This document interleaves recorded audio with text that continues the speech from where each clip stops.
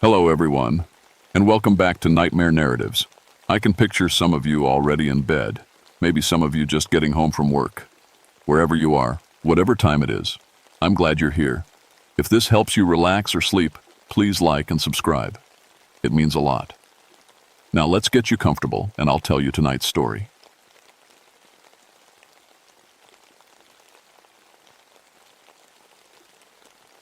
My name is Vincent Hawthorne, but everyone calls me Vince. I've been a ranger in Olympic National Forest for 13 years now, and I thought I'd seen everything these woods could throw at me. Bears, lost hikers, winter storms that could kill you in minutes. None of it fazed me anymore. After Korea, not much did.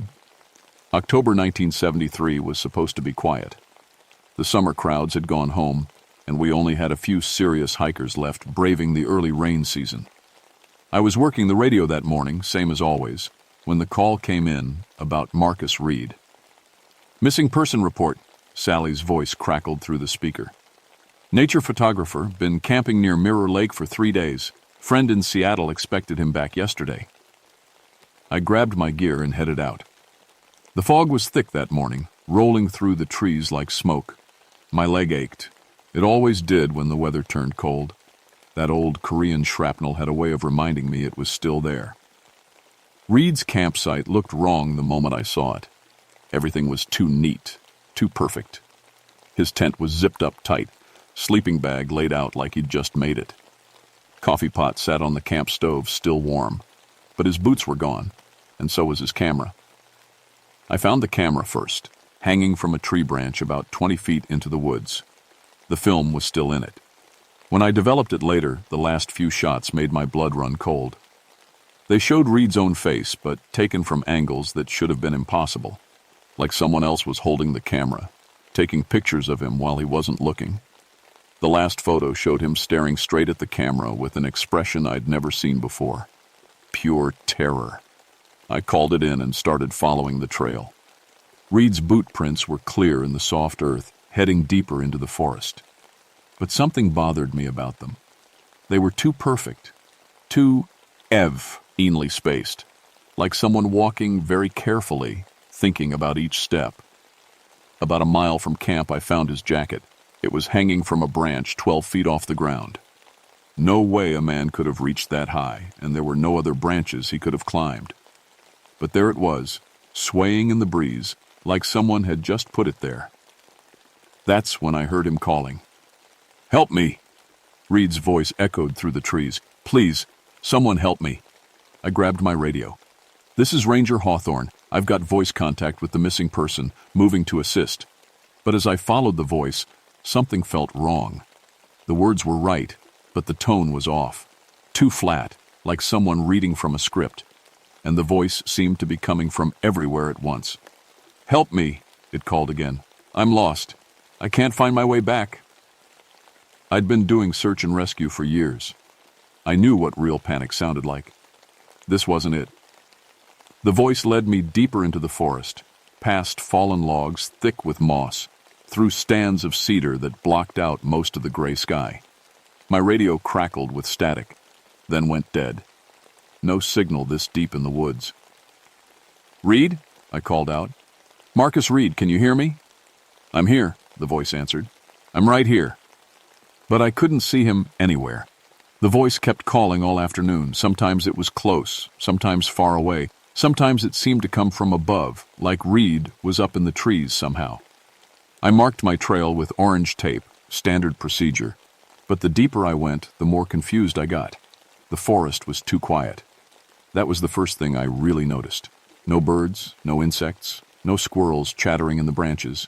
Just my footsteps on the wet earth and that voice calling for help. "I can see you," Reed's voice said suddenly.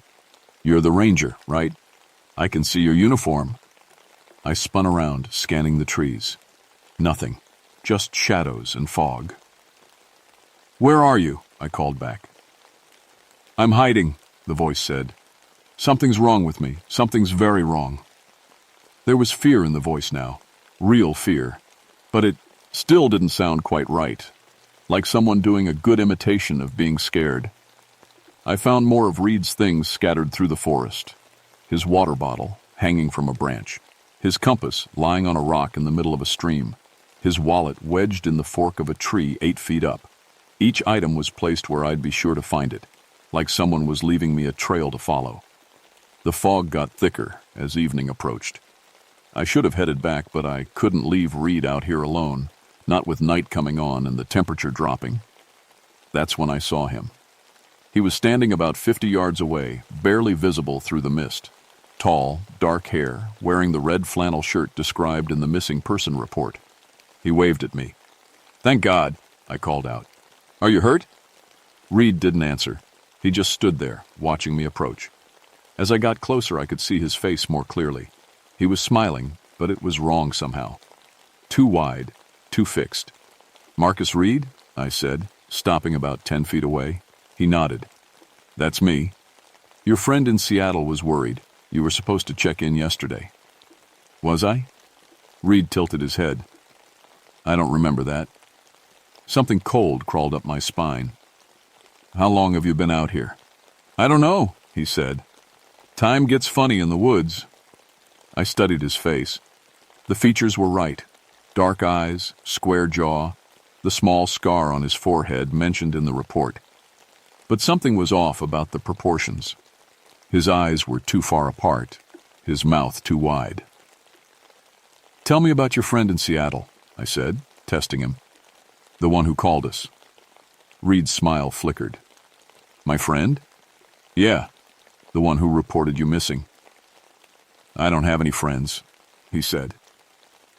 According to the report, Reed had been staying with his longtime friend, David Chen. They'd planned this camping trip together. "What about your camera?" I sked.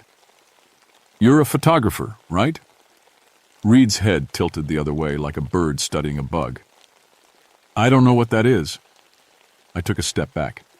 "Marcus, I need you to come with me. We need to get you back to town, get you checked out by a doctor." "I don't want to go," Reed said. His voice was still calm, but his smile had gotten wider. "I like it here. It's quiet." "It's not safe. There's a storm coming." "Is there?" Reed looked up at the sky. I hadn't noticed. As he lifted his head, I saw something that made my stomach drop. The back of his neck was wrong. Instead of normal skin, there was something smooth and gray, like wet clay. "Marcus," I said slowly, "I'm going to need you to turn around and walk back to your camp with me." Reed's smile disappeared. "I don't think so." His voice was different now. Deeper, with an odd echo to it. And his face was changing. The features were shifting, like someone was molding them with their hands. I grabbed my radio, but it was still dead. No signal. "What are you?" I whispered. Reed's face finished changing. The features were still human, but they didn't belong to Marcus Reed anymore. They belonged to my buddy Tommy Park, who'd died in Korea 20 years ago. "Hello, Vince," Tommy's face said with Reed's voice. "Miss me?" I ran. I crashed through the forest like a madman, branches whipping at my face, my old war wound screaming with every step. Behind me I could hear voices, lots of them, all calling my name. "Vince, wait up!" Tommy's voice, the one I'd heard die in a shell crater outside Seoul. "Daddy, where are you going?" That was my daughter Sarah, but she was safe at home in Seattle, 200 miles away. "Don't leave us, Vince!" And that was my ex-wife Karen, but she hadn't called me Vince in years. I stumbled and fell, skinning my hands on the rough bark of a fallen log. The voices were getting closer. I forced myself up and kept running, but I was lost. The orange tape I'd used to mark my trail was gone. Every tree looked the same in the fog. My radio crackled to life. "Ranger Hawthorne, this is base. What's your status?" I grabbed it with shaking hands. "Sally, thank God, I need backup. Something's wrong out here." "Vince?" But it wasn't Sally's voice anymore. It was my daughter again. "Daddy, why did you leave us?" I almost dropped the radio. "Sarah? How did you get on this frequency?" "You promised you'd come home," she said. "You promised we could go camping this weekend." "Sarah, where are you? How are you talking to me?" I'm in the woods, Daddy. I'm lost and scared. Please come find me. I looked around wildly. Sarah, you're not supposed to be here. You're at your mother's house. No, Daddy.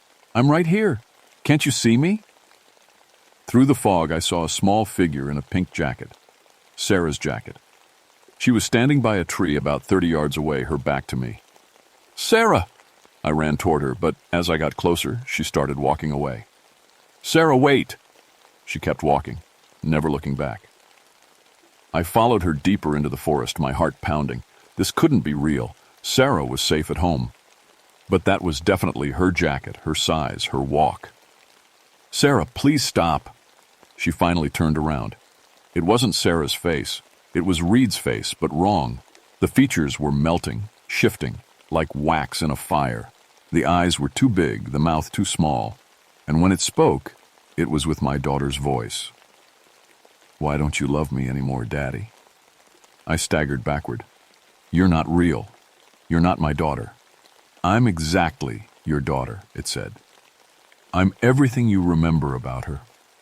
Every word she's ever spoken. Every laugh. Every tear. I'm more real than she is. What are you? The thing wearing Sarah's jacket smiled with a mouth full of too many teeth. I'm what you fear most, Vince. I'm the voice that calls you home, and the home that's never there. More figures emerged from the fog. My other daughter, Emma, wearing her school uniform. My dead war buddy, Ease from Korea. My father, who'd died when I was 12. All of them watching me with wrong faces and familiar voices. Come with us, Vince, they said in unison. Come home. I backed away until I hit a tree. The figures started walking toward me, their movements jerky and unnatural, like puppets on strings. We've been waiting for you, Emma's voice said from a face that kept changing. We've been calling and calling. This isn't real, I whispered. None of this is real. Reality is overrated, my father's voice said. Wouldn't you rather be with us? Wouldn't you rather be where voices never die? They were almost close enough to touch. I could smell them now. Not human smell, but something like wet earth and old metal. I closed my eyes and did the only thing I could think of. I screamed. The sound echoed through the forest, bouncing off the trees and coming back to me from all directions. When I opened my eyes, the figures were gone. But the voices remained, whispering from the shadows. We'll find you, Vince, they said. We'll always find you. I ran again, but this time I had a plan. I knew these woods better than anyone. If I could get to the old fire tower, I could get my bearings. And maybe, just maybe, I could get a radio signal out. The voices followed me all the way. The fire tower stood like a skeleton against the gray sky. I'd climbed it 1,000 times over the years, checking equipment, watching for smoke. Now it might be my salvation. I was halfway up the metal stairs when I heard the voice below. Vince? Vince, is that you? I looked down. Marcus Reed stood at the base of the tower, looking up at me. This time he looked exactly right, the real Reed, not the shifting nightmare I'd seen before. Marcus? I called down. Are you okay? I think so, he said. I've been hiding. There's something in the woods, something that sounds like people, but I... Sint. My heart leaped. Maybe Reed was real. Maybe he'd been hiding while that thing impersonated him. Stay right there, I called. I'm coming down. But as I started back down the stairs, Reed called up again. Actually, Vince, why don't you come down and bring your radio? I think I can help you call for backup. I stopped. Reed couldn't have known my name. I'd never told him. How do you know I'm Vince? Reed looked confused. You told me, remember? When you found me in the woods? I never found you, Marcus. I found something pretending to be you. Reed's face went blank for a moment. Then he smiled, and it was that same wrong smile from before. You're very observant, Vince. Most people don't catch on so quickly. His voice was changing as he spoke, becoming deeper, more hollow. His face began to shift again, the features flowing like liquid. What do you want? I called down. I want your voice, it said. I want to add it to my collection. You have such a nice voice, Vince. So much pain in it, so much loss. I could do wonderful things with a voice like that. Go to hell. The thing that wasn't Reed laughed. I've been to hell, Vince. This is much more interesting. It started climbing the tower. Its movements were wrong, too fluid, like it didn't have proper joints. I kept climbing up, but the tower only went so high. Tell me about your daughters, it called as it climbed. Sarah and Emma, such pretty names. I'd love to meet them. Stay away from them. But I already know them, Vince. I know them through you. Every time you've spoken their names, every time you've called them on the radio, I've been listening. I know exactly how they sound when they're happy, when they're sad, when they're scared. I reached the top of the tower and grabbed the emergency radio. Please let it work. Please let there be a signal. Mayday, Mayday, this is Ranger Hawthorne at Fire Tower 7. I need immediate assistance. Static. Then, Daddy? Daddy, is that you? Sarah's voice coming through the radio. But she couldn't be on this frequency. She was just a kid. Daddy, we're scared.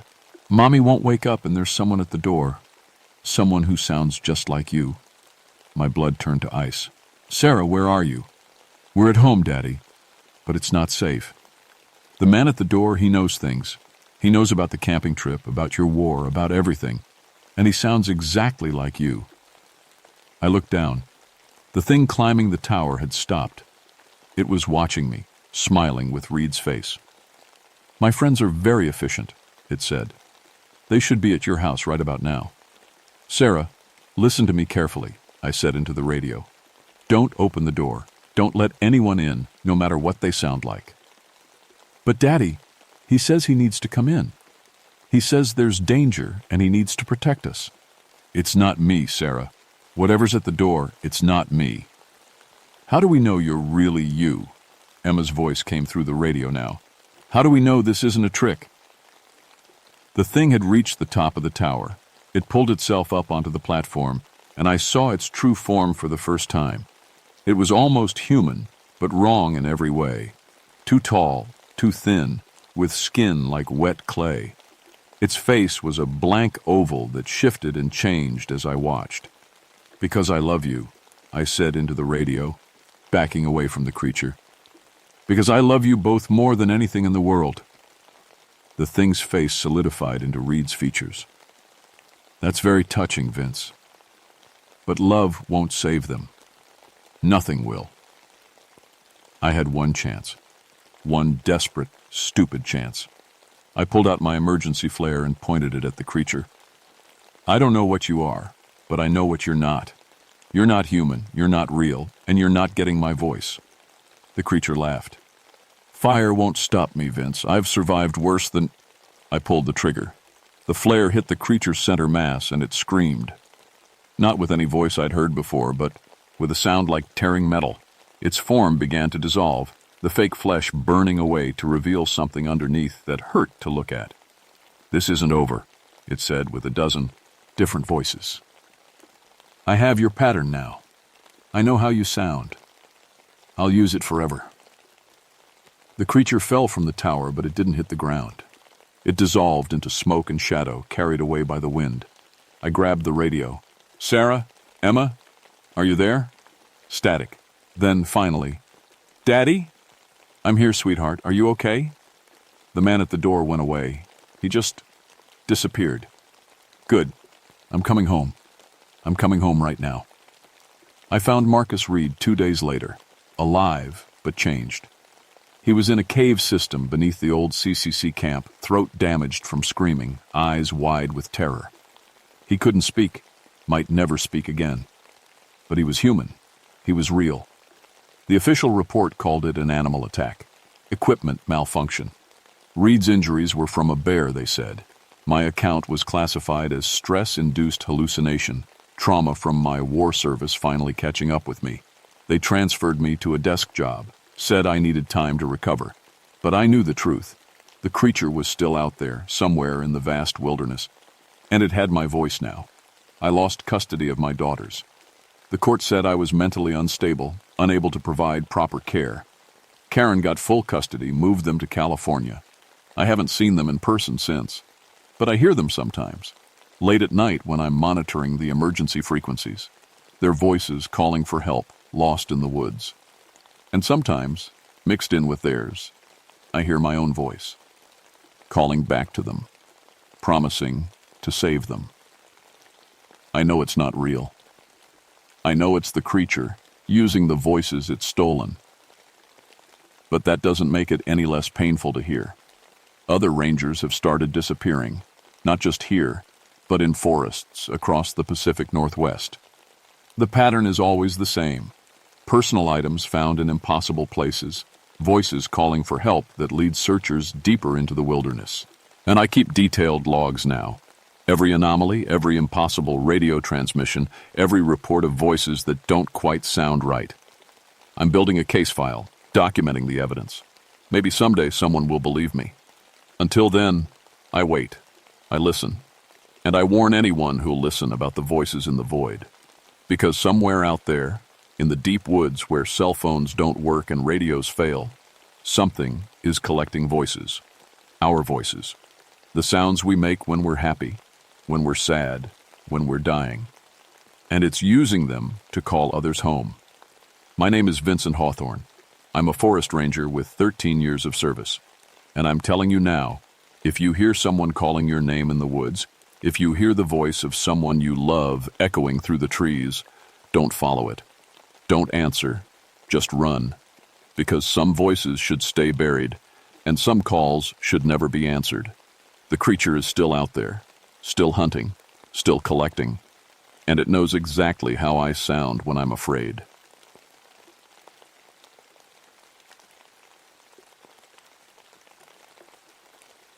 My name is Catherine Ironbear, but everyone calls me Kate. I'm a ranger in the Superior National Forest, and I've been working these woods for 7 years now. I'm telling you this story because I need someone to know what really happened out there in January of 1981. The official reports say it was an animal attack during bad weather. That's not what happened. I grew up on the Leech Lake Reservation, listening to my grandmother's stories about the old days. She told me about the Windigo, a creature of endless hunger that walked the winter woods. I always thought those stories were just warnings about the dangers of cannibalism during harsh winters. Something to scare kids into staying close to home when the snow got deep. I should have listened better. The morning everything started, I was sitting in the ranger station drinking coffee and watching the weather reports. A massive blizzard was moving in from Canada, bringing temperatures down to 40 below. The kind of cold that kills you in minutes if you're not prepared. I was planning to spend the day checking on the emergency shelters along the main trails when the call came in. "Kate, we've got a missing family," my supervisor Tom said, his voice tight with worry.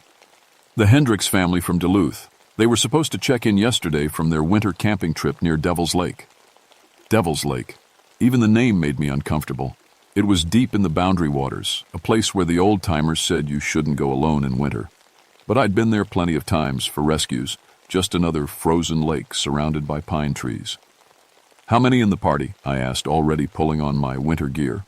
4, parents and 2 kids, ages 8 and 10. They're experienced winter campers, but with this storm coming in, I nodded.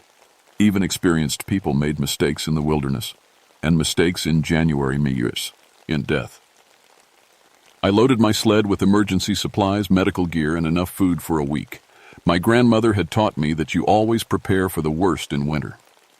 The drive to the trailhead took 2 hours through increasingly heavy snow. The trees were already bending under the weight of ice, and the wind was picking up. By the time I reached Devil's Lake, I could barely see 50 feet ahead. I found their campsite without much trouble. The bright orange tent was still standing, which was a good sign. But as I got closer, something felt wrong. The tent flaps were torn, hanging loose in the wind. Snow had blown inside, covering everything with a thick white layer. "Hello?" I called out. "Forest Service. Anyone here?" No answer. Just the wind howling through the trees. I examined the campsite carefully. Their breakfast was still on the camp table, frozen solid. Pancakes stuck to plates like yellow ice. Coffee cups half full and frozen. Whatever had happened, it was sudden. Then I saw the blood. Dark red stains in the snow, leading away from the tent toward the tree line. My stomach dropped. This wasn't looking like a simple case of people getting lost in the storm. I followed the blood trail, my boots crunching through the deep snow. The tracks were strange. Some looked like boots, others were bare feet. In this cold, bare feet meant someone was in serious trouble. But there were other tracks too. Huge ones, bigger than any human foot I'd ever seen. That's when I found him. Mr. Hendricks was lying face down about 100 yards from the campsite. At first I thought he'd collapsed from the cold, but when I turned him over, I saw that pieces of him were missing. Large chunks of flesh had been torn away from his arms and legs. The wounds weren't clean like an animal attack. They looked like bite marks, human bite marks. I'd seen enough accidents in my 7 years as a ranger to know what different injuries looked like. This wasn't a bear attack or a wolf. Someone had eaten parts of this man while he was still alive. My radio crackled with static. The storm was getting worse, and I was losing contact with the outside world. I tried calling for backup, but all I got was white noise. I was alone out here with a dead man and 3 missing people. As I knelt beside Mr. Hendricks' body, something strange happened. I suddenly felt incredibly hungry. Not just regular hungry. It was like I hadn't eaten in days.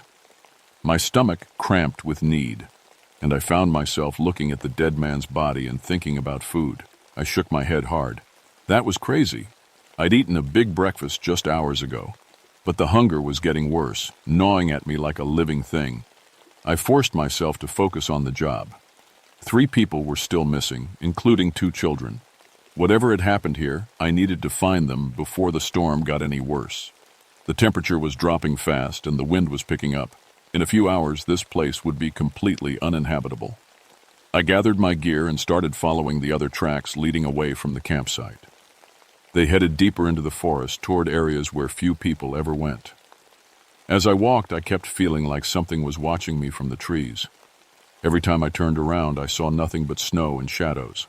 But the hunger was getting stronger. The trail led me deeper into the forest than I'd ever been. The trees grew thicker here, blocking out most of the weak winter sunlight. Everything was quiet except for the wind and the crunch of snow under my boots. Too quiet. In a healthy forest, you hear birds, squirrels, small sounds of life. Here, there was nothing. I'd been following the tracks for about an hour when I found the second body. Mrs. Hendricks was sitting against a large pine tree, her eyes wide open and staring. At first I thought she was just frozen to death, but when I got closer, I saw the truth. She had been eating her own fingers. 3 fingers on 3. Her left hand were gone, bitten off at the knuckles. Her mouth was stained with frozen blood. The look in her eyes wasn't fear or pain. It was hunger. Even in death, she looked hungry. I've seen hypothermia victims before. Sometimes they do strange things in the final stages, take off their clothes or dig holes in the snow. But this was different. This was like she'd been driven mad by hunger so intense that she'd started eating herself. My radio gave a brief burst of static, then went dead completely. I was officially cut off from the outside world. The storm was getting worse, and I could feel the temperature dropping. I had maybe 6 hours of daylight left, and then I'd be stuck out here in the dark. I found a sheltered spot behind some rocks and made a quick camp. I needed to eat something and warm up before I could continue searching for the children. As I heated up some soup on my portable stove, that strange hunger hit me again, even stronger this time. I found myself staring at my own hand, thinking about how the meat would taste. The thought was so clear and specific that it scared me. I'd never had thoughts like that before. I forced myself to drink the soup, but it didn't help. The hunger was still there, growing stronger. That's when I heard the voice. "Help me," it called from somewhere in the trees. A child's voice, high and scared. "Please, someone help me." I grabbed my flashlight and headed toward the sound. The voice came again, closer this time. "I'm so hungry. Please, I need food." I found the little girl about 50 yards from my camp. She was maybe 8 years old, wearing a torn winter jacket and no boots. Her feet were blue with frostbite, and she was shivering so hard she could barely stand. "Hey there," I said softly, not wanting to scare her. I'm Kate. I'm a ranger. I'm here to help you." The girl looked at me with the same expression I'd seen on her mother's face. Hungry. Desperately, impossibly hungry. "I need food," she whispered. "I'm so hungry it hurts." I gave her some emergency food bars from my pack, but she barely touched them. Instead, she kept staring at me with those wide, hungry eyes, like she was thinking about something else entirely. "Where's your brother?" I asked. "He's back at the cave," she said. "He's hungry too. We're all so hungry." Cave? I hadn't seen any caves on the maps of this area. But I'd learned to trust local knowledge over maps. Kids notice things adults miss. "Can you show me where he is?" The girl nodded and started walking deeper into the forest. I followed, but something felt wrong. She wasn't walking like someone with severe frostbite. She was moving easily through the snow, almost like she wasn't feeling the cold at all. After about 20 minutes, we reached a small clearing. On the far side was a dark opening in the rocks, a cave I'd never seen before. The girl stopped at the entrance and turned back to me. "He's inside," she said. "But he's changed. The hunger changed him." Before I could ask what she meant, a scream echoed from inside the cave. Not a human scream. Something else. Something that had once been human, but wasn't anymore. The girl smiled, and I saw that her teeth were stained with blood. "He's been eating," she said. "We all have. It's the only way to make the hunger stop." I backed away from the cave entrance, my hand moving to the radio on my belt.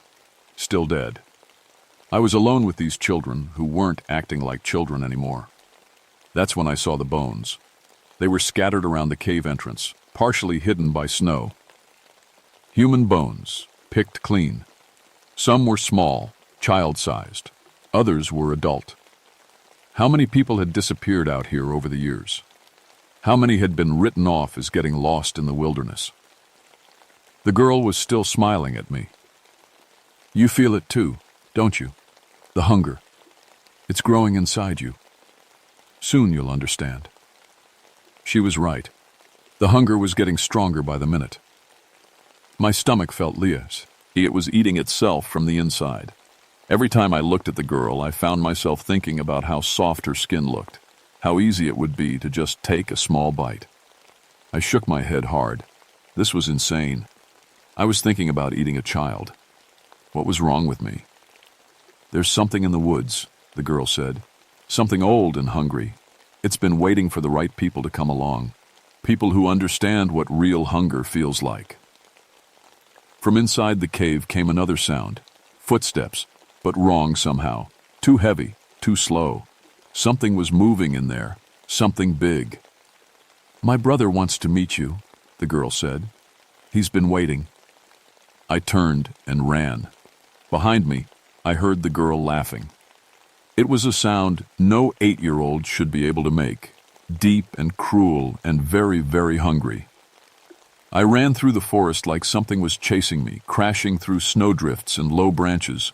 My breath came in sharp puffs of white steam, and my lungs burned from the cold air. But I couldn't stop. Something was wrong with those children. Something was wrong with this whole place. I made it back to my emergency camp just as the sun was setting. The temperature had dropped even more, and the wind was howling through the trees like a living thing. I needed to get warm and figure out what to do next. As I huddled by my small camp stove, I tried to make sense of what I'd seen. The parents were dead, killed by something that made them eat their own flesh. The children were alive but changed, talking about hunger and caves and something old in the woods. And I was feeling it too. The hunger was constant now, a gnawing emptiness that normal food couldn't fill. I'd eaten everything in my emergency pack, but it didn't help. I kept thinking about meat, fresh meat, still warm. I forced myself to focus on practical things. I had enough supplies for maybe 2 days. Tea. The storm was getting worse, and I was cut off from any help. My best bet was to wait until morning and try to hike out to the main trail. But I couldn't leave those children out here. Even if something was wrong with them, they were still kids. They needed help. I was trying to decide what to do when I heard footsteps in the snow outside my shelter. Slow, deliberate footsteps that were too heavy to be human. "Kate," a voice called. A man's voice, but distorted somehow. Too deep, too hollow. "Kate, are you in there?" I grabbed my flashlight and pointed it toward the sound. At first, I didn't see anything. Then, something moved at the edge of the light beam. It was tall, impossibly tall, at least 12 feet, maybe more. It was thin to the point of being skeletal, covered in yellowed skin that looked like old leather. Its arms hung down almost to the ground, ending in hands with fingers like claws. But the worst part was its face. It had once been human, I could tell. But now it was stretched and distorted, with hollow cheeks and eyes that glowed yellow in the darkness. Its mouth was too wide, full of broken teeth. "I know you're hungry, Kate," it said. "I can smell it on you. The hunger is growing, isn't it? Soon you'll understand." I tried to back away, but my legs wouldn't move. I was frozen with terror and something else, a horrible fascination. Part of me wanted to get closer to this thing, to understand what it was. "You've seen the children," it continued.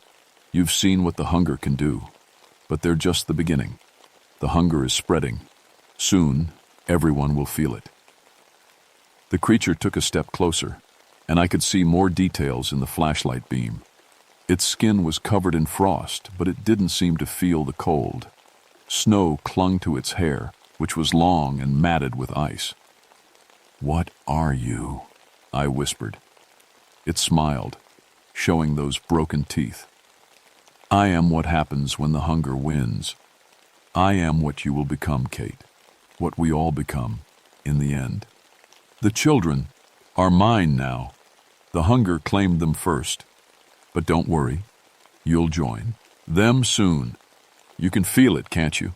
The need, the emptiness inside that nothing can fill except—" It didn't finish the sentence, but I knew what it meant. The only thing that would satisfy this hunger was human flesh. I found my voice. "You're the Windigo, from the old stories." The creature laughed, a sound like ice breaking. "Your grandmother's stories were warnings, Kate, but warnings no one listened to. I've been waiting in these woods for so long, feeding on the occasional lost hiker or hunter. But now I have a family again. Children who understand the hunger." Behind the creature, I could see other shapes moving in the darkness. The two children from the cave. But they looked different now. Thinner, with two long limbs and eyes that reflected the light like an animal's.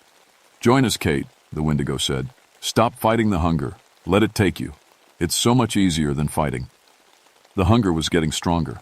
I could feel my willpower weakening. The creature was right. It would be easier to give in, to stop fighting this impossible need and just eat. I shook my head. "No, I won't become like you." The Windigo's smile faded. "Then you'll die fighting it. The hunger will drive you mad first. You'll eat your own flesh, like the others, and then you'll die slowly, still hungry, still wanting more." It gestured to the children. "Show her what happens to those who resist." The little girl stepped forward, and I could see what the hunger had done to her. Her skin was pulled tight over her bones, and her fingers had grown into claws. When she opened her mouth, I saw rows of sharp teeth. "It doesn't hurt after the first bite," she said in a voice like winter wind. "The hunger goes away. You just have to let it happen." The boy nodded agreement. He was even more changed than his sister, his limbs elongated and his eyes completely yellow now. He had to fight it at first. But the hunger always wins. It's better this way. I backed away from all of them, my mind racing. My grandmother had told me stories about the Windigo, but she'd also told me how to fight it. Sacred fire, she'd said, and iron. And most importantly, you had to remember who you were. You couldn't let the hunger take your identity. "I know what you are," I said, trying to keep my voice steady. "And I know how to stop you." The Windigo laughed again. "Many have tried, Kate. Their bones feed the forest now. But please, Try. It's been so long since I had a real hunt. The creature raised its claws, and I saw that they were stained with old blood. Behind it, the children were spreading out, trying to surround me. I had one advantage. I knew these woods better than they did. I'd been hiking and camping here for years, and I knew every trail and hiding spot. If I could get away from them, I might be able to reach the old ranger cabin where I kept emergency supplies, including flares. Fire was the key. I threw my flashlight at the Wendigo's face and ran into the darkness. Behind me, I heard the creature roar with anger and frustration. Then came the sound of pursuit. Footsteps that were too fast and too heavy to be human. The children were faster than the adult creature, and I could hear them gaining on me as I crashed through the forest. Branches whipped at my face, and I stumbled over hidden roots and rocks. But I kept running, driven by terror and a desperate need to survive. I could see the cabin ahead, a dark shape against the snow. If I could reach it, I might have a chance. But the hunger was making me weak, and I was stumbling more with each step. Something grabbed my ankle, and I went down hard. The boy was there, his claws digging into my leg. His face was right next to mine, and I could smell the death on his breath. "Stop running," he whispered. "The hunger will catch you anyway. Let us help you." I kicked him in the face and rolled away. My leg was bleeding, but I could still walk. The cabin was just ahead now, maybe 15 yards away. I stumbled through the door and slammed it shut behind me, throwing the bolt. Outside, I could hear them scratching at the walls, trying to find a way in. The Wendigo's voice echoed through the forest. "You can't hide forever, Kate. The hunger will drive you out, and when it does, we'll be waiting." I leaned against the door, breathing hard. My leg was throbbing where the boy had clawed me, and I could feel the wounds burning with cold. But I was alive, and I was inside. Now I just had to figure out how to fight a creature that shouldn't exist. The hunger was still there, stronger than ever, but now I knew what it was. And maybe, just maybe, I could use my grandmother's wisdom to fight it. The cabin had emergency supplies that I'd stocked over the years. Medical kit, extra food, and most importantly, flares. I bandaged my leg as best I could while the scratching continued outside. The wounds were deep, but they'd stopped bleeding. I had bigger problems than a few cuts. I tried to remember everything my grandmother had told me about the Wendigo. It was a creature of endless hunger, born from cannibalism and winter desperation. But it could be fought with fire, especially sacred fire. And there was something else. Something about the creature's true nature that I was forgetting. The scratching stopped suddenly. Outside, everything was quiet except for the wind. That was somehow worse than the noise. At least when they were scratching, I knew where they were. I looked out the window and saw them standing in the clearing. The Wendigo was in the center with the two children flanking it. They were just standing there, watching the cabin, waiting. "Kate," the Wendigo called. "I can smell your blood. The hunger is in your wounds now. Soon it will spread through your whole body." I looked down at my bandaged leg. The wounds were starting to itch and burn. Was it infection or something worse? "You can't fight what you're becoming," the creature continued. "The hunger is part of you now. It's in your blood, in your bones. Soon you'll be like us, free from the pain of wanting, free from the emptiness." I pulled out one of the flares and held it ready. If they tried to break in, I'd at least go down fighting. But I was starting to understand that this wasn't just about survival. There was something bigger happening here. "Your grandmother knew," the Wendigo said, its voice carrying easily through the walls. "She knew I was here. She knew what I was. That's why she told you the stories, to prepare you for this moment." My grandmother. I thought about her words, trying to remember exactly what she'd said about fighting the Wendigo. Sacred fire, yes, but there was something else. Something about the creature's origin. "I was like you once," the Wendigo continued. "A man who came to these woods in winter, 1878 it was. I was part of a fur trapping expedition that got caught in a blizzard. We were trapped for weeks, slowly starving. When the food ran out, we started eating leather, bark, anything we could find, but it wasn't enough. I remembered now. My grandmother had mentioned this story, about trappers who'd disappeared in the late 1800s. Only one man had made it out, and he'd been found days later, raving about monsters in the woods. The hunger became everything, the Wendigo said. It consumed my thoughts, my dreams, my soul. And when my partner died of cold, I ate him. And then I ate the others. And with each bite, I became less human and more this.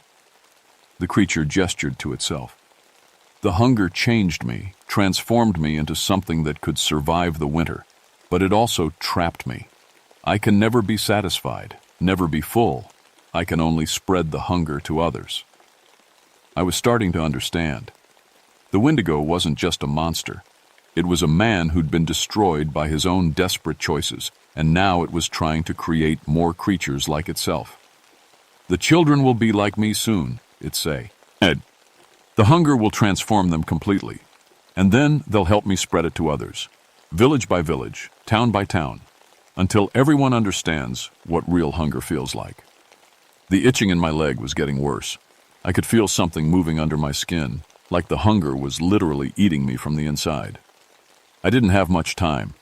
I thought about my grandmother's other stories. She'd always said that the Wendigo was a trapped soul, unable to find peace. But she'd also said that fire could free it, not just destroy it, but actually release the human soul that was trapped inside. I opened the door and stepped out into the clearing. The three creatures turned to look at me, and I could see surprise in their glowing eyes. "I'm not running anymore," I said, holding the flare high. "I know what you are, and I know how to help you." The Wendigo tilted its head. "Help me. Child, you cannot help what I have become." "You're not a monster," I said. "You're a man who made a terrible choice and got trapped by it. You've been suffering for over 100 years, and you're trying to make others suffer with you, so you won't be alone." The creature's expression changed. For a moment, I saw something human in its eyes. Pain, loneliness, and terrible regret. "I can't change what I am," it whispered.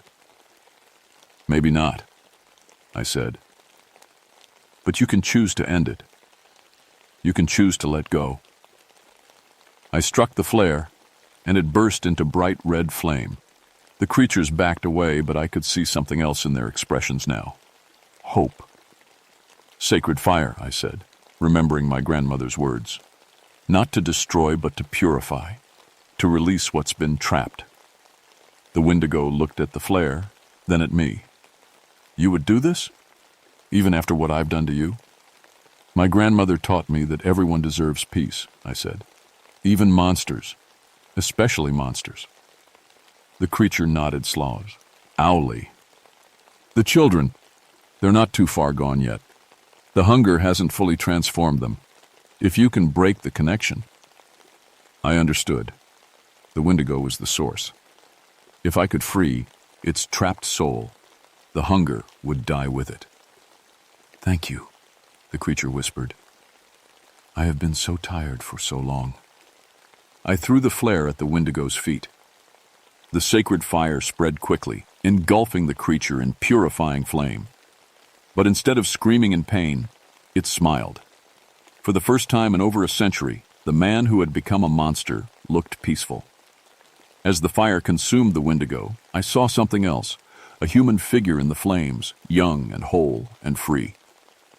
The trapped soul was finally being released. The children collapsed as the connection was broken. The hunger left them instantly, and they became just kids again, scared, cold, and confused, but human. The fire burned until dawn, when the storm finally broke.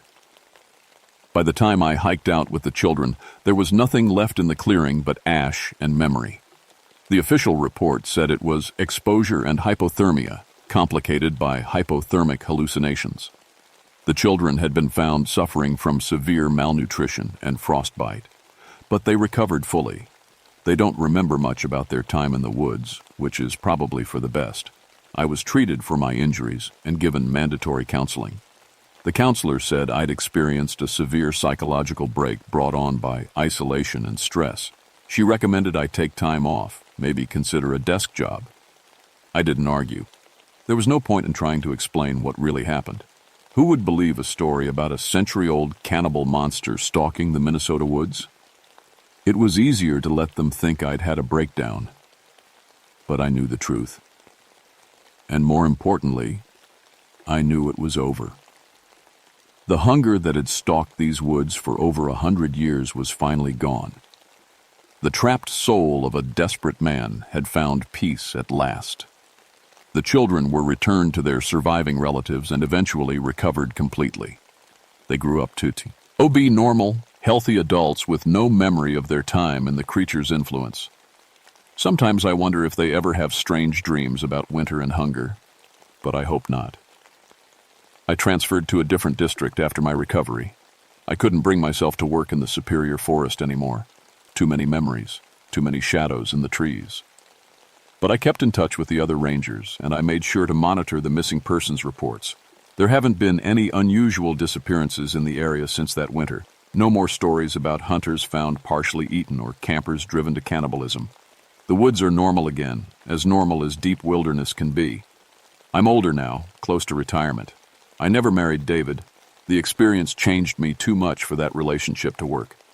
But I found other ways to honor what I'd learned. I became a keeper of the old stories, working with tribal elders to preserve the traditional knowledge that might be needed again someday. Because I know the truth about the things that live in the deep woods. Most of them are just animals, following their nature. But some are older, stranger, more dangerous.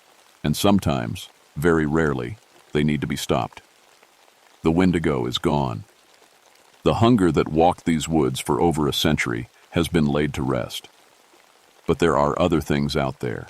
Other creatures born from human desperation and supernatural malice. And when they surface, there need to be people who remember the old ways, who know how to fight the darkness. That's my job now. Not just as a ranger, but as someone who's seen what lurks in the spaces between the known and unknown. I watch for the signs, listen for the stories, and try to be ready for whatever comes next. Because something always comes next. The wilderness is vast and old, and it holds secrets that civilization has forgotten. Most of the time, that's fine. And we can coexist with the mysteries. But sometimes, very rarely, the mysteries come looking for us. And when they do, we need to be ready. The hunger is gone from these woods. But hunger takes many forms, and the wilderness is patient. It remembers things we've forgotten, harbors things we've pushed aside. I'll keep watching. I'll keep listening. And if something else rises from the deep woods, something that threatens the innocent, I'll be ready. Because that's what my grandmother would have wanted. That's what the man who became a monster would have wanted in his final moments of peace. The woods are quiet now, but they're never truly empty, and I'll be here, watching, for as long as I'm needed.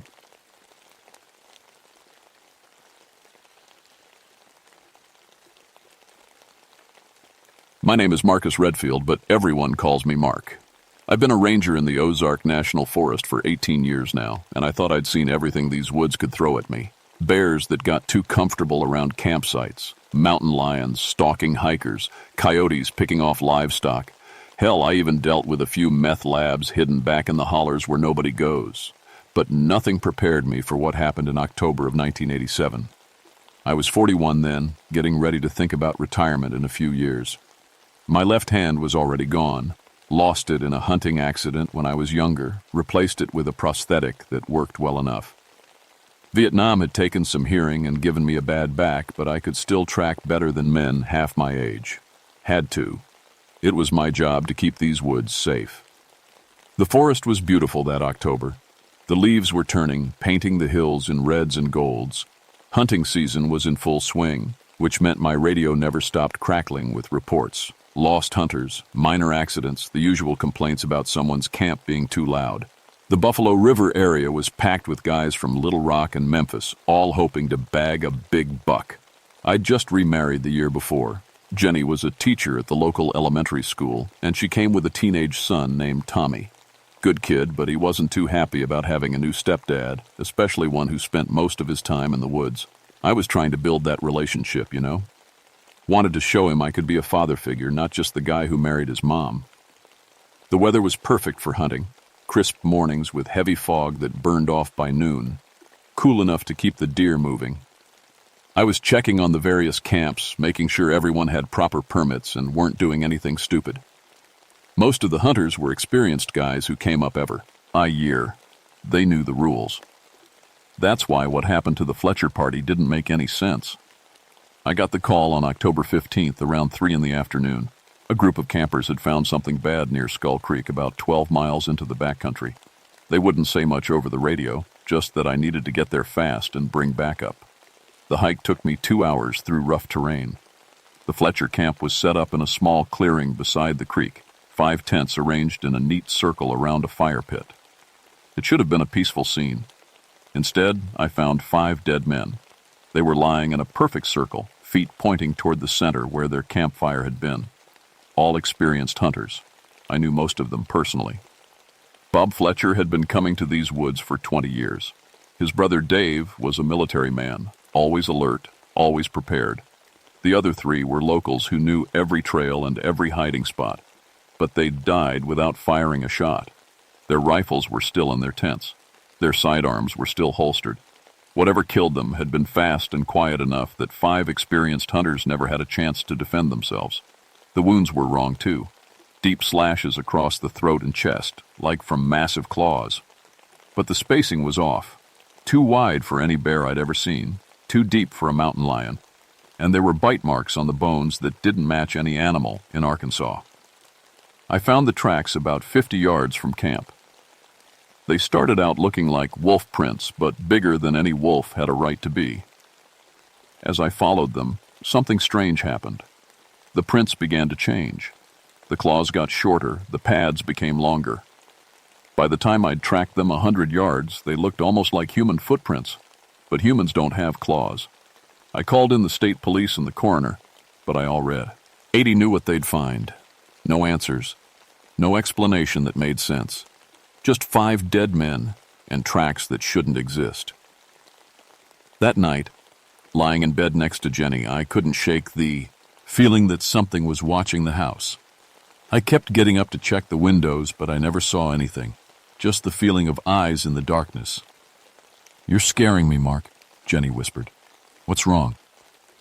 I wanted to tell her about the tracks, about the way those men had died, about the smell I'd caught at the crime scene, a musky, animal scent that didn't belong to any creature I knew. But how do you explain something like that to your wife? "Just work stuff," I said. "Nothing to worry about." But I was lying, because somewhere out there in the darkness, something was hunting. Something that killed with the savagery of a wild animal, but had the intelligence to arrange bodies in a circle. Something that left tracks that changed from beast to human as it walked, and I had the terrible feeling it wasn't done yet. The next morning brought more reports. 3 different hunting parties had heard strange howling during the night. Not coyotes, not wolves, but something else. Something that howled in patterns, like they were talking to each other. I drove out to interview the hunters, my prosthetic hand gripping the steering wheel tighter than usual. The phantom pain was acting up, like it always did when I was stressed. Vietnam had taught me to trust my instincts, and every instinct I had was screaming danger. The Morrison camp was about 8 miles from where the Fletcher party died. 3 guys from Memphis, all lawyers who came up every year to play cowboy for a week. They were packing up when I arrived. "We're getting the hell out of here," said Jim Morrison, the eldest of the group. His hands were shaking as he stuffed his sleeping bag into its case. "I've been hunting these woods for 15 years, and I've never heard anything like that." "Tell me about the howling," I said, pulling out my notebook. "Started around midnight," Morrison said. "Came from all directions at once, but it wasn't random. They were answering each other like they were coordinating something, and the sound..." He shuddered. "It was wrong. Too deep, too intelligent, like they were talking in some kind of code." His buddy Pete nodded. We all grabbed our guns and sat back to back around the fire. The howling went on for maybe 10 minutes, then stopped. But we could feel them out there watching us. "Them?" I asked. However many there were. Had to be at least 6 or 7 based on the different voices. But here's the weird part. Around 2 in the morning, we heard one of them calling out words. I stopped writing. Words? Human words. It sounded like someone calling for help, but the voice was all wrong. Too deep, too hungry. Like something was trying to imitate a human voice, but couldn't quite get it right. They finished packing and left within the hour. I couldn't blame them. The other 2 camps reported similar experiences. Coordinated howling that sounded like communication. The feeling of being watched by multiple sets of eyes. And in each case, the animals had gone silent. No birds, no squirrels, no insects. Like the whole forest was holding its breath. I spent the day hiking the area between the camps looking for more tracks. I found plenty. The same impossible prints that changed from animal to human. But these were fresher, and there were more of them. At least 6 different sets, all following the same general pattern. As I tracked them deeper into the woods, I started to notice other things. Claw marks on trees, 8 feet off the ground. Scent markings that smelled like wet dog mixed with something else. Something that made my hair stand up. And bones. Lots of bones, arranged in small piles like offerings. The trail led me to a steep valley I'd never explored before. The sides were covered in thick forest, and at the bottom was a creek that disappeared into a cave system. I'd heard about these caves, but never had reason to investigate them. Now, I was wishing I had. I was about to head down into the valley when I heard it. A howl, deep and resonant, coming from somewhere across the creek, then another, answering from my left, then a third, from behind me. I was surrounded. I pulled out my radio, but all I got was static. The feeling of being watched was so strong I could taste it, metallic and sharp on my tongue. Very slowly, I reached for my sidearm. That's when I saw it. About 100 yards away, standing on a rocky outcrop on the far side of the valley, was something that shouldn't exist. It was huge, maybe 8 feet tall, with the general shape of a man, but covered in dark fur. Its head was wrong, too long, too narrow, with ears that stood up like a wolf's, and its eyes reflected the late afternoon sun like yellow mirrors. It was watching me. As I stared, it raised what looked like a human hand and made a gesture, a signal.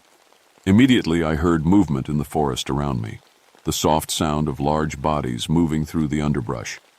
Whatever this thing was, it wasn't alone. I backed away slowly, never taking my eyes off the creature. It followed my movement, tracking me like a predator tracks prey. When I reached the edge of the valley, it tilted its head back and howled, a sound that raised every hair on my body. The howl was answered from 6 different directions. I ran. I'm not proud of it, but I ran like a scared rabbit through those woods, crashing through undergrowth and leaping over fallen logs.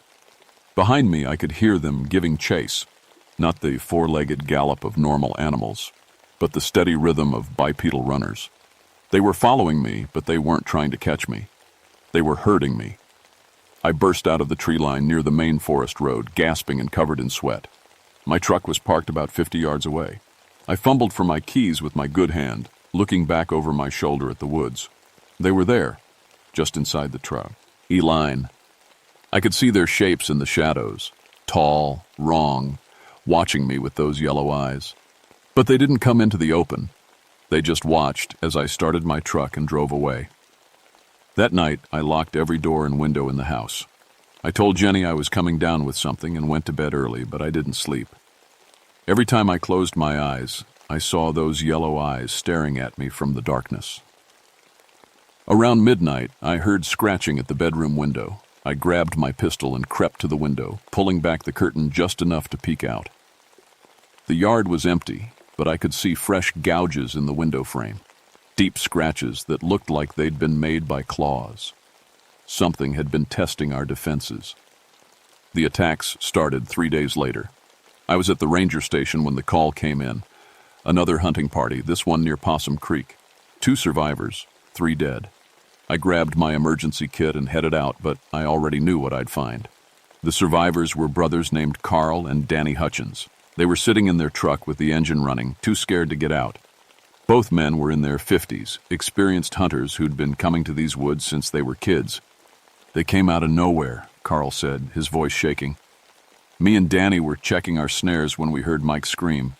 By the time we got back to camp, they were all ready. He couldn't finish. The 3 bodies were arranged the same way as the Fletcher party, in a circle, feet pointing inward. But this time, there were signs of a struggle. The camp was torn apart, tents shredded, supplies scattered, and there was blood everywhere. More than 3 men should have been able to bleed. Tell me exactly what you saw, I said. Danny looked at his brother, then back at me. You ain't gonna believe us. Try me. They looked like wolves, but they stood up like people. Big ones, bigger than any man. And they were working together, like they had it all planned out. One of them grabbed Mike while the other 2 went after Roy and Jim. It was over in seconds. How many were there? We saw 3, but there were more in the woods. Had to be. They were howling back and forth, coordinating the whole thing. I spent the rest of the day processing the scene and interviewing the survivors. The story never changed.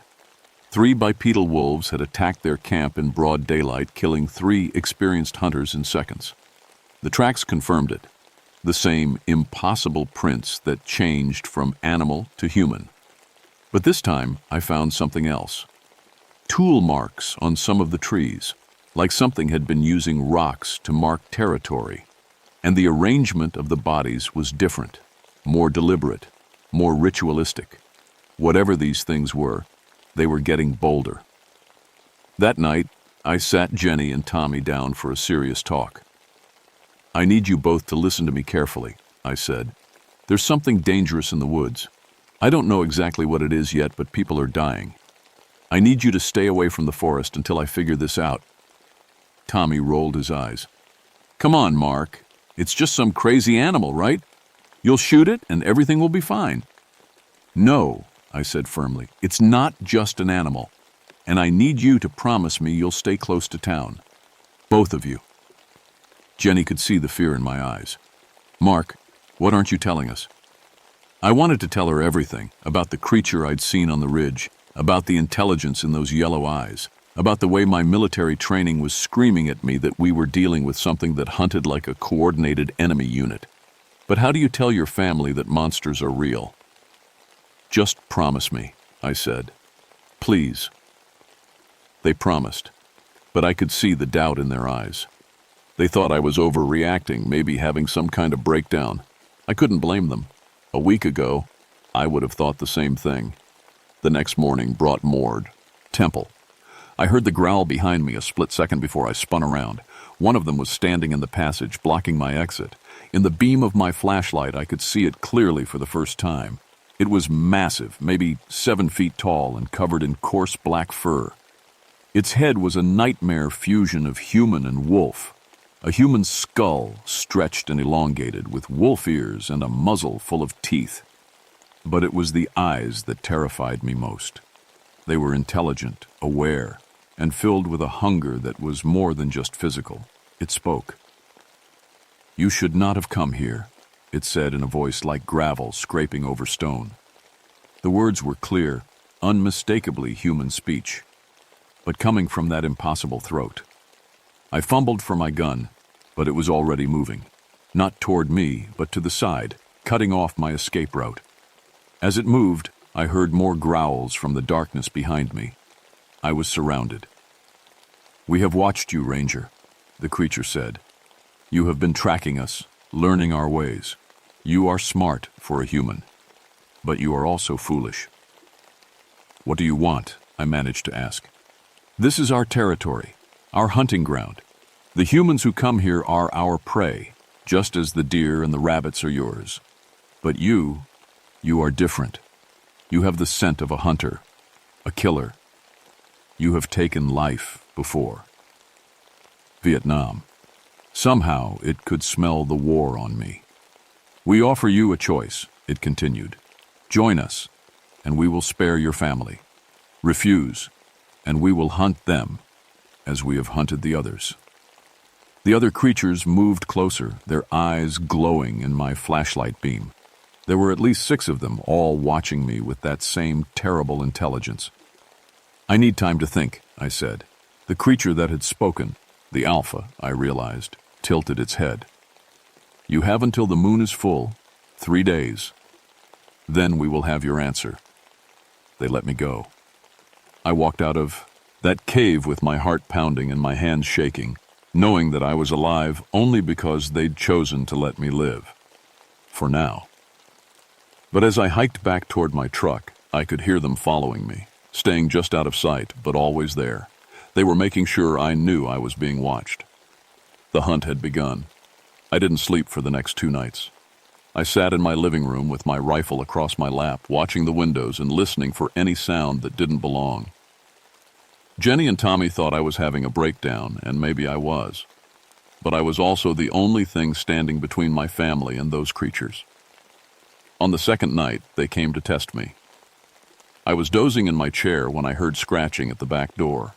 Not the random scratching of an animal, but deliberate, rhythmic, like someone tapping out a code.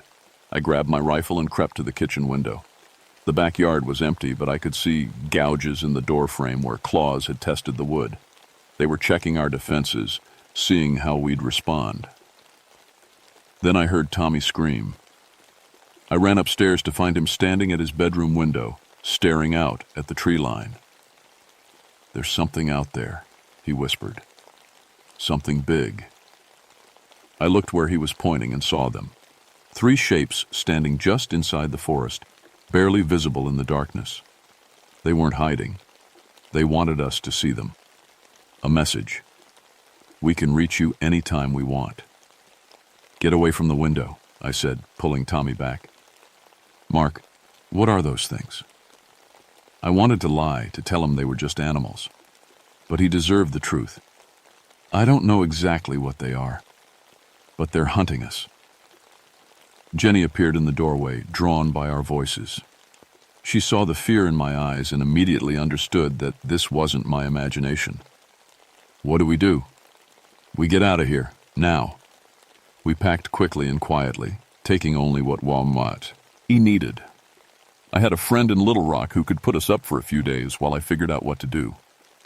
But as we loaded the truck, I could feel them watching us from the darkness. The drive to Little Rock was the longest 2 hours of my life. Every shadow on the road looked like a creature waiting to attack. But we made it safely, and I got Jenny and Tommy settled in at my friend's house. I have to go back, I told Jenny. No, you don't. Call the state police. Call the FBI. Call somebody else. And tell them what? That werewolves are killing hunters? They'll lock me up. Then we'll move. We'll go somewhere else. Start over. I kissed her forehead. They'll follow us. These things, they're not just animals. They're intelligent, organized. They made it personal when they threatened you and Tommy. The only way to stop them is to kill them. She cried, but she understood. I was a soldier, and this was war. I drove back to the forest alone, armed with everything I could carry. My service rifle, loaded with silver bullets I'd had specially made. My sidearm, also loaded with silver. Explosives I'd borrowed from the Forest Service demolition supplies. And a plan. The creatures were expecting me. I could feel their presence as soon as I entered the woods. They were out there, watching, waiting. But they didn't attack. They wanted me to come to them, to face them on their terms. I hiked to the valley where their den was located. The sun was setting, painting the sky blood red. Perfect timing for what I had planned. I found the Alpha waiting for me at the cave entrance. It was bigger than I remembered, more massive, more wrong. But it was alone. You have come to give us your answer, it said. I have. And I raised my rifle. Go to hell. The silver bullet caught it in the chest, spinning it around. It roared in pain and rage, a sound that echoed through the valley, but it didn't go down. Instead, it began to change. The transformation was horrifying to watch. Its body swelled and shifted, becoming more wolf-like but retaining human intelligence. Its wounds healed as I watched, the silver bullet pushed out by regenerating tissue. Silver slows us, it growled, but it does not kill us. Nothing kills us. The rest of the pack emerged from the cave surrounding me. I counted 8 of them, all bigger and more savage-looking than their leader. I was outnumbered and outgunned, but I had one advantage they didn't know about. "You're right," I said. "Silver doesn't kill you, but explosives sure as hell will." I pulled the pin on the grenade I'd been hiding behind my back and tossed it into the cave entrance. The creatures realized what was happening a split second too late. The explosion shook the entire valley. The cave entrance collapsed, sealing the main den. But the creatures outside were still alive, still dangerous, and now they were angry. The Alpha launched itself at me, moving faster than anything that size should be able to move. I got off 2 more shots before it hit me, driving me to the ground. Its claws raked across my chest, tearing through my jacket and into the flesh beneath. I rolled away and came up firing, putting 3 silver bullets into its torso. It staggered but kept coming. Behind it, the rest of the pack was closing in. I ran. The chase through the forest was a nightmare of snapping jaws and grasping claws. They were faster than me, stronger than me, and they knew these woods better than I did. But I had a destination in mind, a place where I could make my last stand. I reached the old fire tower just as the pack caught up with me. The wooden structure was about 30 feet tall, built on a rocky outcrop that gave me a clear view of the surrounding forest. I climbed as fast as I could, using my good hand and my prosthetic to pull myself up the ladder. The creatures followed, their claws scraping against the wood. I reached the top platform and turned to face them, my rifle ready. The Alpha jet as first up the ladder. I put a bullet between its eyes, and this time it went down and stayed down. The silver must have finally reached something vital. The others kept coming. I shot. 3 more before my rifle ran empty, then switched to my sidearm. The platform was slick with blood, theirs and mine. My chest was on fire from the claw wounds, and I could feel myself getting weaker. But I kept shooting. The last creature was smaller than the others, younger maybe. It reached the platform just as I fired my last bullet. The shot caught it in the throat, and it toppled backward, crashing through the wooden railings to the ground below. I stood there in the darkness, surrounded by bodies, waiting for more of them to come.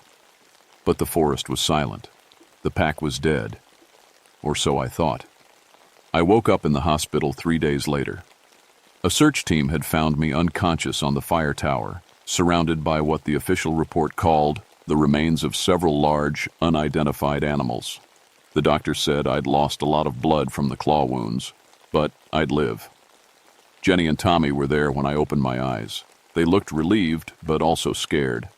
I could see the questions in their eyes, but they didn't ask them. Not yet. "The attacks have stopped," Jenny said quietly. "No more reports of missing hunters. Whatever you did, it worked." I nodded, but I wasn't so sure. I'd killed the pack, but these creatures had been in the Ozark Mountains for a long time. There might be others in different territories, and the wounds on my chest were healing strangely, too fast, with an odd tingling sensation. The Forest Service gave me a commendation for eliminating a dangerous predator threat. The official story was that I'd tracked and killed a pack of unusually large, aggressive wolves that had developed a taste for human flesh, close enough to the truth to satisfy the bureaucrats. But I knew the real truth, and I knew it wasn't over. A week after I got out of the hospital, I was shaving when I noticed something wrong with my reflection. My eyes looked different, not quite human anymore, and my teeth seemed sharper, more pointed. I'd been infected. The research I've done since then has confirmed my worst fears. The creatures I fought weren't just animals or even mutated wolves. They were humans, transformed by some kind of curse or disease that changed them into something between man and beast. And now I'm becoming one of them. I have maybe 6 months before the transformation is complete. 6 months to find a cure, if one exists. 6 months to prepare for what I might become. I've moved Jenny and Tommy to a safe house in California. They think I'm staying behind to finish up some paperwork, but really, I'm protecting them from what I'm becoming. If I can't find a cure, if I can't stop this thing that's happening to me, then I need to be far away from the people I love. I've also started training other rangers, teaching them what to look for, how to recognize the signs, Because I know now that the pack I killed wasn't the only one. There are others out there, in different forests, different mountains, and someday, someone else will have to face them. The hunger is getting stronger. I find myself staring at raw meat in the grocery store, salivating at the smell of blood. My hearing is getting sharper, my sense of smell more acute, and sometimes, late at night, I catch myself howling at the moon. But I'm still human, still Mark Redfield, the ranger who protects these woods. And I'll keep fighting this thing inside me for as long as I can. Because if I don't, if I let it win, then the pack will have new leadership. And next time, they might not make the same mistakes. The hunt never really ends. It just changes hunters. And somewhere in the darkness of the Ozark Mountains, something is still watching, still waiting, still hungry. I can feel it calling to me.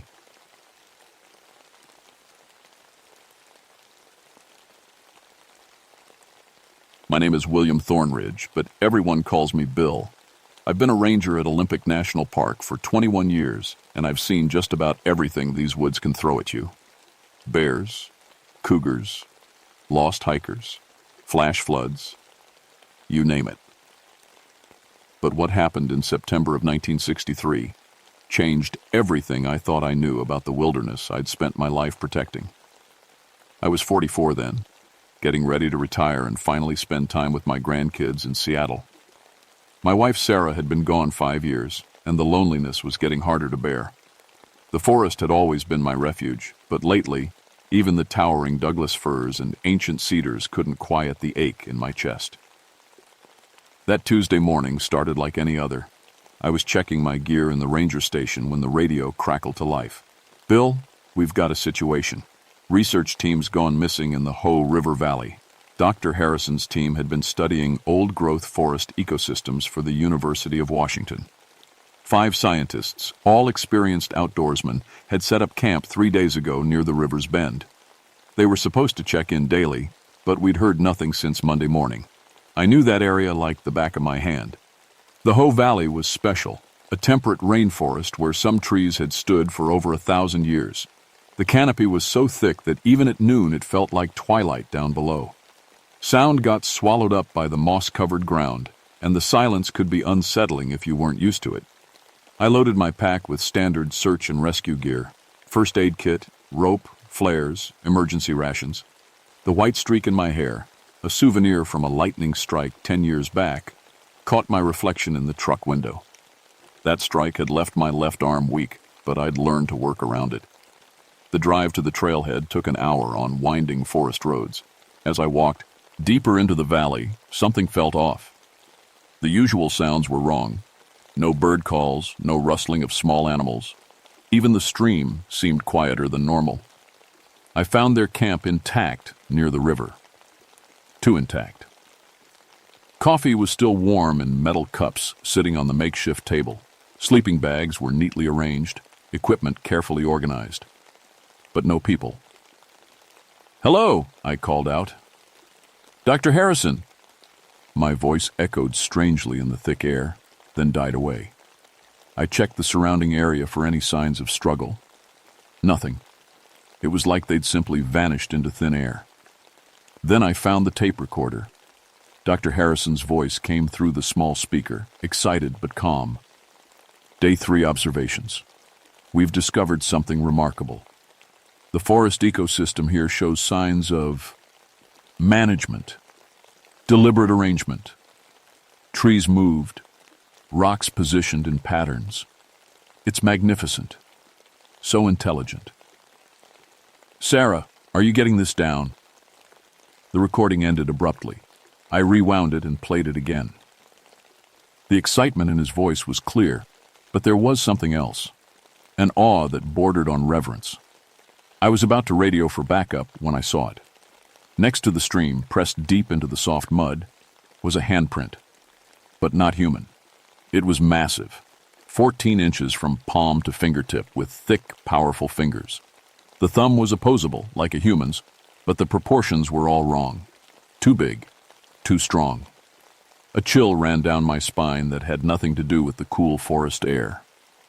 In 21 years of ranger work, I'd never seen anything like it. Something was watching me.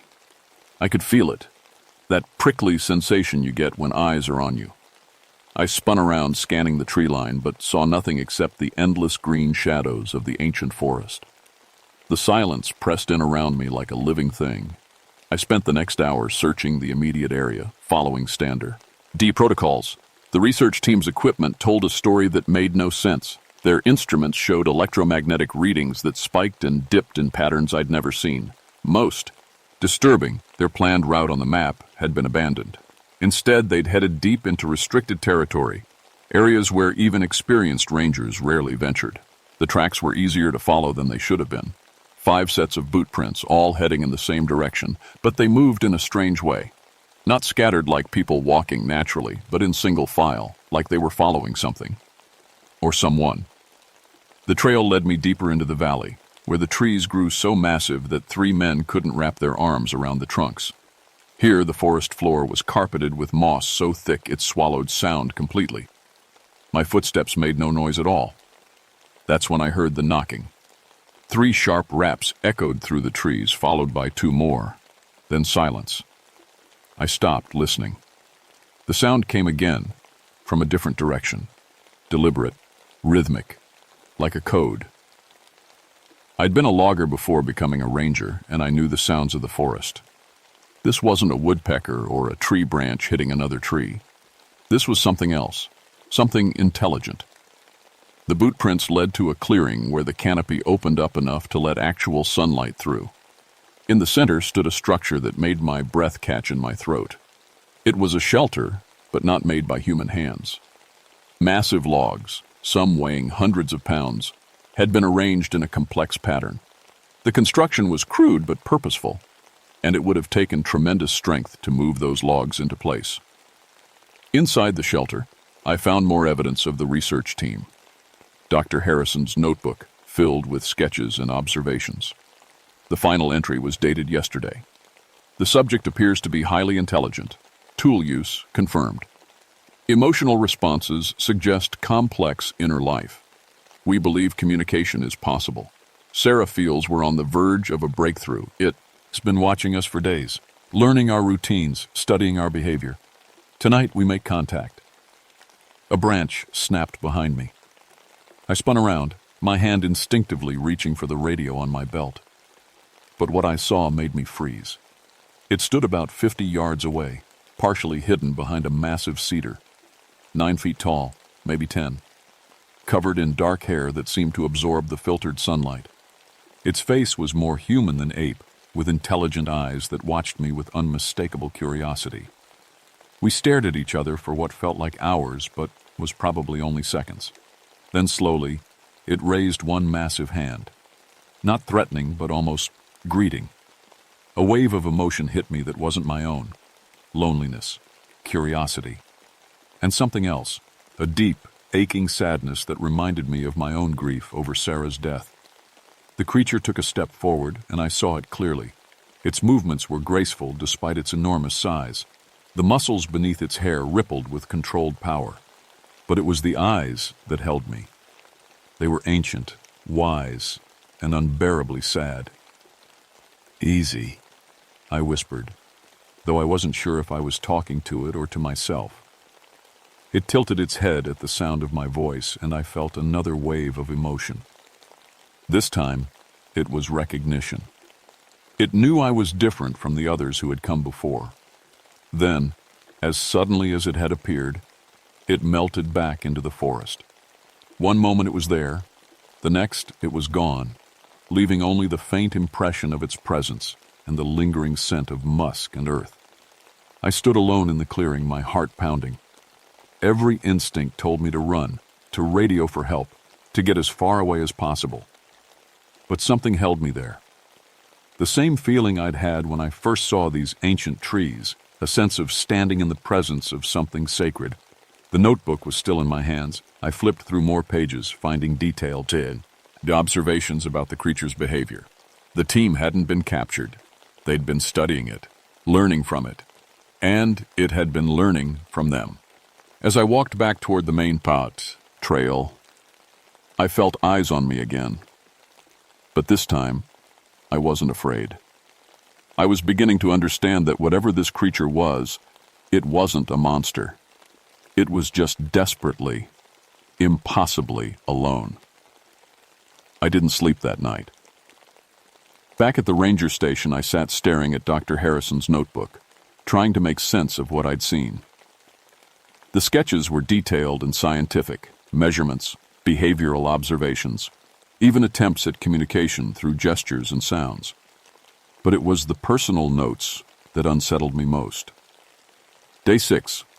The subject shows signs of grief. When Sarah played recordings of our children laughing, it became visibly distressed. We believe it may be the last of its kind. Day 8. Intelligence confirmed beyond doubt. It brought us food, berries, and roots it had gathered. The arrangement was deliberate, almost ritualistic. It's trying to care for us. Day 10. We've established basic communication, hand signals, simple gestures. It understands more than we initially thought. Tonight, it's leading us to something important. The final entry was yesterday's date. Whatever had happened to the team, it had happened recently. I decided to go back. The hike to the valley took on a different quality in the pre-dawn darkness. My flashlight beam seemed swallowed by the massive trees, and every shadow could hide something watching. But I pressed on, driven by a need to understand. The creature's shelter was empty when I arrived, but I found something new. Arranged on a flat rock were 5 small objects: a pen, a compass, a hair ribbon, a pair of glasses, and a small leather journal. Personal items from the research team, carefully arranged like offerings. I picked up the journal and recognized Dr. Harrison's handwriting. We were wrong about so much. It's not just intelligent, it's wise, ancient. It's been watching our species for longer than we can imagine, trying to understand us the way we're trying to understand it. The sadness Sarah sensed isn't just loneliness. It's mourning. Its people are gone, and it's the last guardian of something we can barely comprehend. Footsteps approached through the moss. Not the heavy, deliberate steps of the creature, but human steps.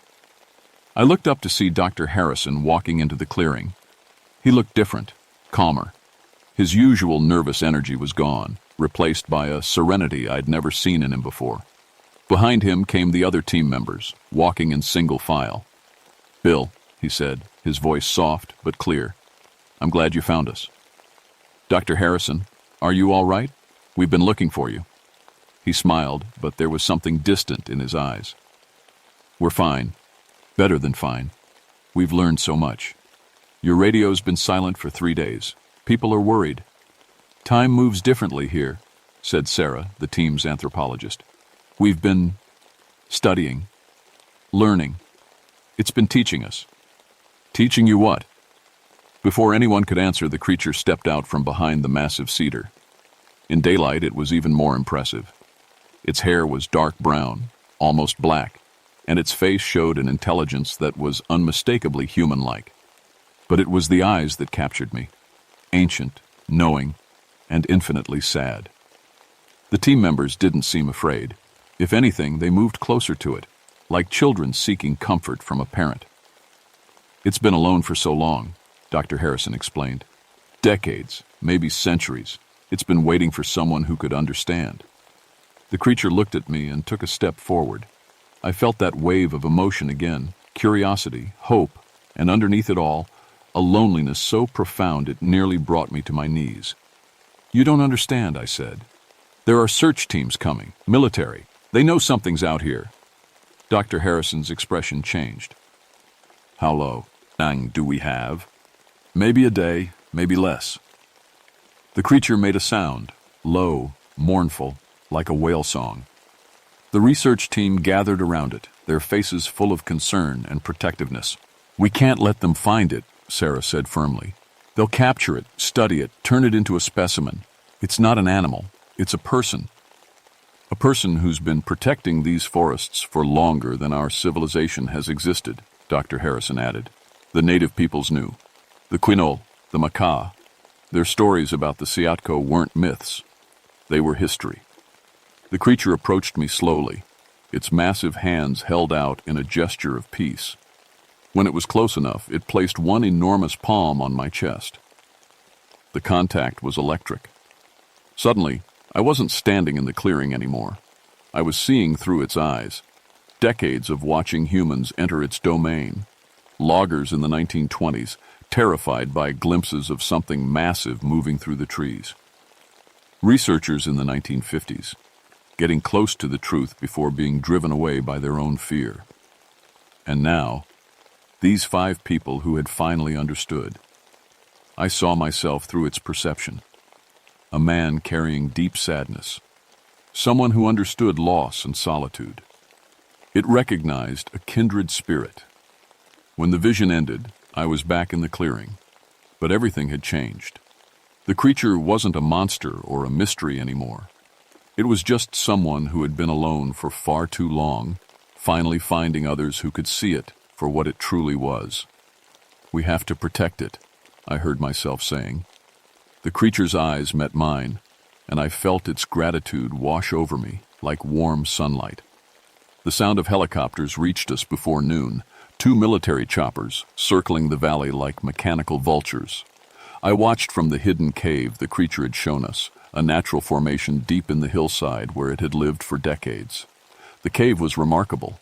The walls were covered with simple drawings, stick figures representing humans, animals, and in the center, a large figure that could only be the creature itself.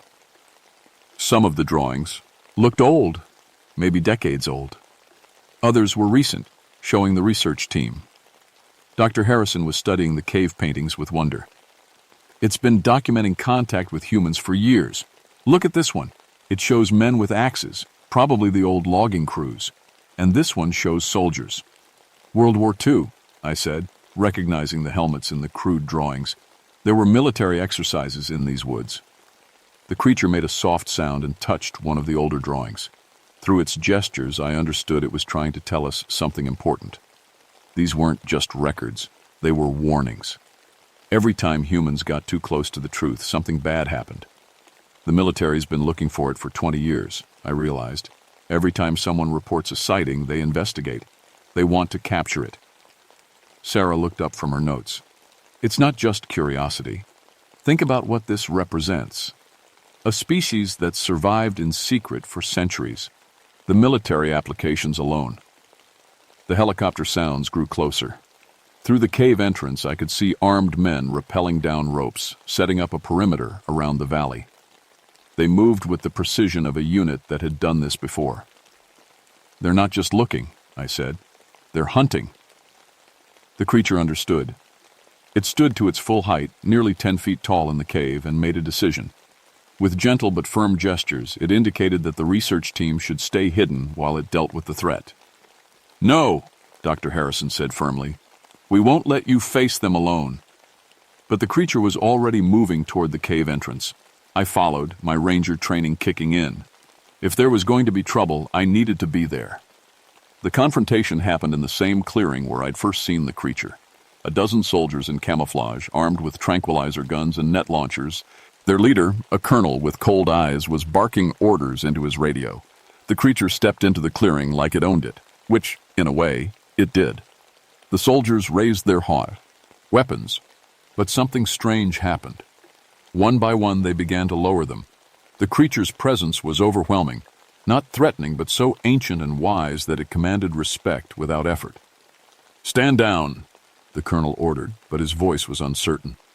The creature approached him slowly, its massive hands held out in a gesture of peace, but the colonel's training overrode his instincts. He raised his tranquilizer gun. Don't, I said, stepping into the clearing. It's not what you think. Stand aside, Ranger. This is military business. This is my forest, my jurisdiction, and that's not an animal you're hunting. The creature looked at me, and I felt its gratitude, but also its resignation. It had been through this before, and it knew how it would end. That's when Dr. Harrison and his team emerged from the cave. They stood between the creature and the soldiers, forming a human shield. You'll have to go through us, Dr. Harrison said. The colonel's face hardened. You've been compromised. Stand down or face charges. Compromised? Sarah laughed bitterly. We've been enlightened. Do you have any idea what you're trying to destroy? The creature made a sound, low, mournful, like a song of goodbye. It was giving up. After decades of hiding, it was ready to sacrifice itself to protect the humans who had finally understood it. But I wasn't ready to let that happen. "Colonel," I said, stepping forward, "I'm the senior ranger in this district. I'm ordering you to stand down. You have no authority here. I have something better. I have the truth." I pulled out Dr. Harrison's notebook and began reading aloud. The scientific observations, the evidence of intelligence, the proof that this wasn't just an animal, but a thinking, feeling being with rights. As I read, something changed in the soldiers' faces. The creature's presence was affecting them all, projecting emotions of peace and understanding. Several of them lowered their weapons entirely. "It's the last of its kind," I continued. "It's been protecting these forests for longer than we've been a nation. It's not a threat, it's a guardian." The colonel's hand shook as he aimed his weapon. "I have orders." "Then you'll have to shoot me first." The creature moved with impossible speed. One moment it was standing behind us. The next it was between me and the colonel, its massive hand gently pushing the tranquilizer gun aside. It looked directly into the colonel's eyes, and I saw the moment everything changed. The colonel's face went from determination to wonder to something approaching reverence. "Dear God," he whispered, "what are you?" The creature's response was a wave of emotion so powerful it brought tears to my eyes. It was sharing its story, centuries of solitude, watching our species grow and change, hoping someday we might be ready to understand.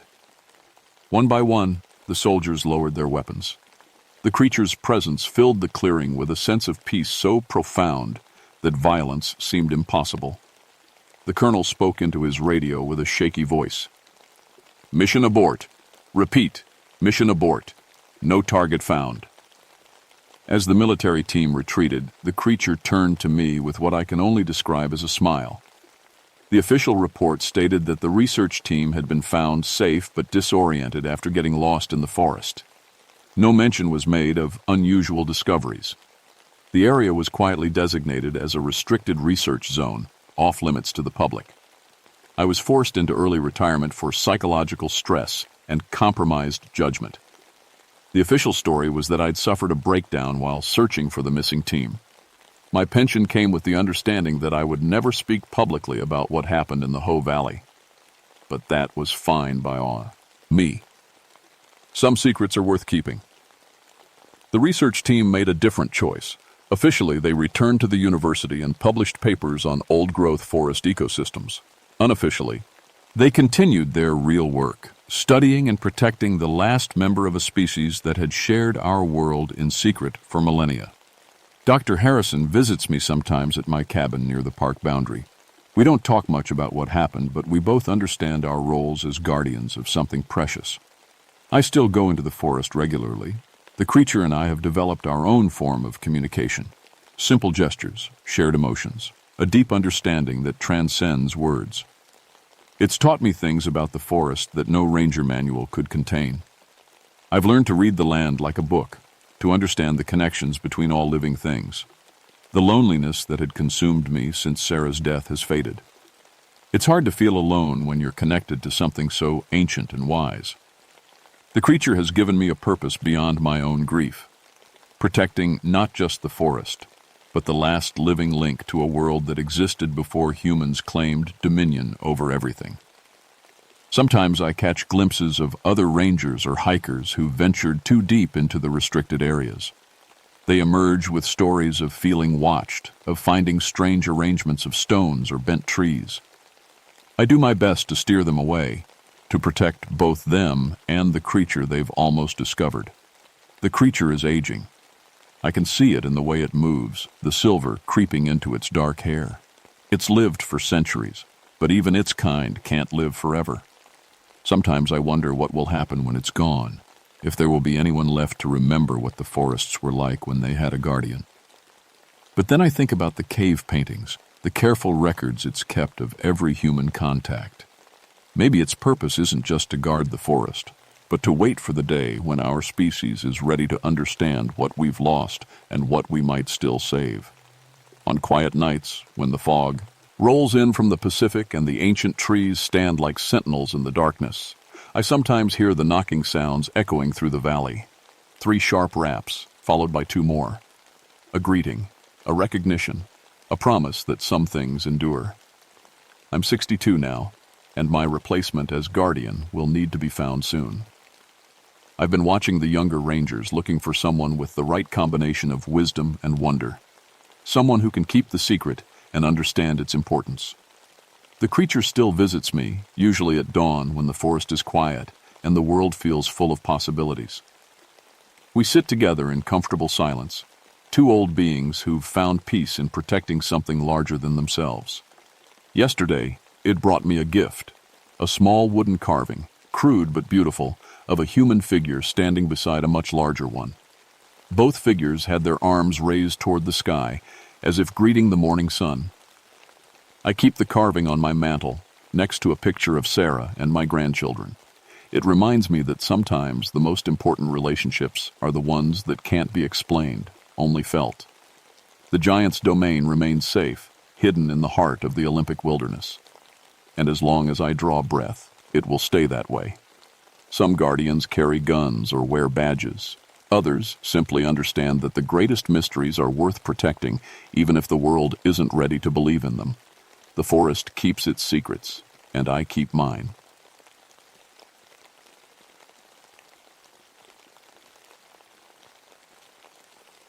My name is Rebecca Nightfall, but everyone calls me Becca. I've been a ranger at Yellowstone for 9 years now, and I thought I'd seen everything this place could throw at me. Boiling pools that can cook you alive in seconds, tourists who think they can pet bison, and enough sulfur gas to choke a horse. But nothing prepared me for what happened in October of 1979. I should tell you about my eyes first, because it matters later. I was born with heterochromia, 1 blue eye, 1 green. Most people think it's cool, but it plays tricks on me sometimes, especially in low light. Depth perception gets weird. Maybe that's why I missed the signs at first. I'm a geologist by training, got my PhD before I came here. I study the thermal features, the hot springs, geysers, all the underground plumbing that makes this place so special. My ex-husband used to say I cared more about rocks than people. He wasn't wrong, but that's what made me good at my job. Rocks don't lie. They don't hurt you. They just tell you their story if you know how to listen. The morning everything started, I was checking the temperature readings at Grand Prismatic Spring. It's the big rainbow one you see on all the postcards, about 200 feet across. Beautiful blues and greens in the center where it's hottest. Yellows and oranges around the edges where it cools down. The bacteria create the colors. Simple science. I was crouched down next to my equipment when I noticed something wrong. The mineral deposits around the spring's edge looked different. Not the usual buildup pattern. Instead, there were these perfect shadow shapes pressed into the white limestone, like someone had laid down and left an impression, but backwards. Dark where it should be light. Weird, I muttered, taking some photos. I'd never seen anything like it in 9 years of studying thermal features. That's when I heard the voices. Has anyone seen the Morrison family? I looked up to see another ranger, Jim Cowell, talking to a small group of tourists. They were all shaking their heads, looking concerned. They were just here, an elderly woman said, taking pictures by the spring. Their little girl was so excited about the colors. I stood up, brushing dirt off my knees. What's the problem? Jim walked over, his face tight with worry. Family of 4, parents and 2 kids. They were here an hour ago, but now their car's still in the parking lot and nobody's seen them. Maybe they went to see another feature. That's what I thought, but look at this. He held up a small camera. Found it right here by the spring, still had film in it. I took the camera, a simple point and shoot. Did you develop it? Yeah, back at the station. The photos are strange. The way he said it made my skin crawl. Jim had been here longer than me. He didn't use words like strange, unless something was really wrong. What kind of strange? You need to see for yourself. But first, help me look around. Family doesn't just vanish. We spent the next 2 hours searching. The Morrison family had simply disappeared. Their footprints led right up to the edge of Grand Prismatic, then stopped. Not turned around, not wandered off, just stopped, like they'd walked into thin air. Back at the ranger station, Jim showed me the photos. The first few were normal. Family shots, kids pointing at the colorful spring, parents smiling. But the last three made my blood run cold. In the first strange photo, the family was standing together, but their shadows were wrong.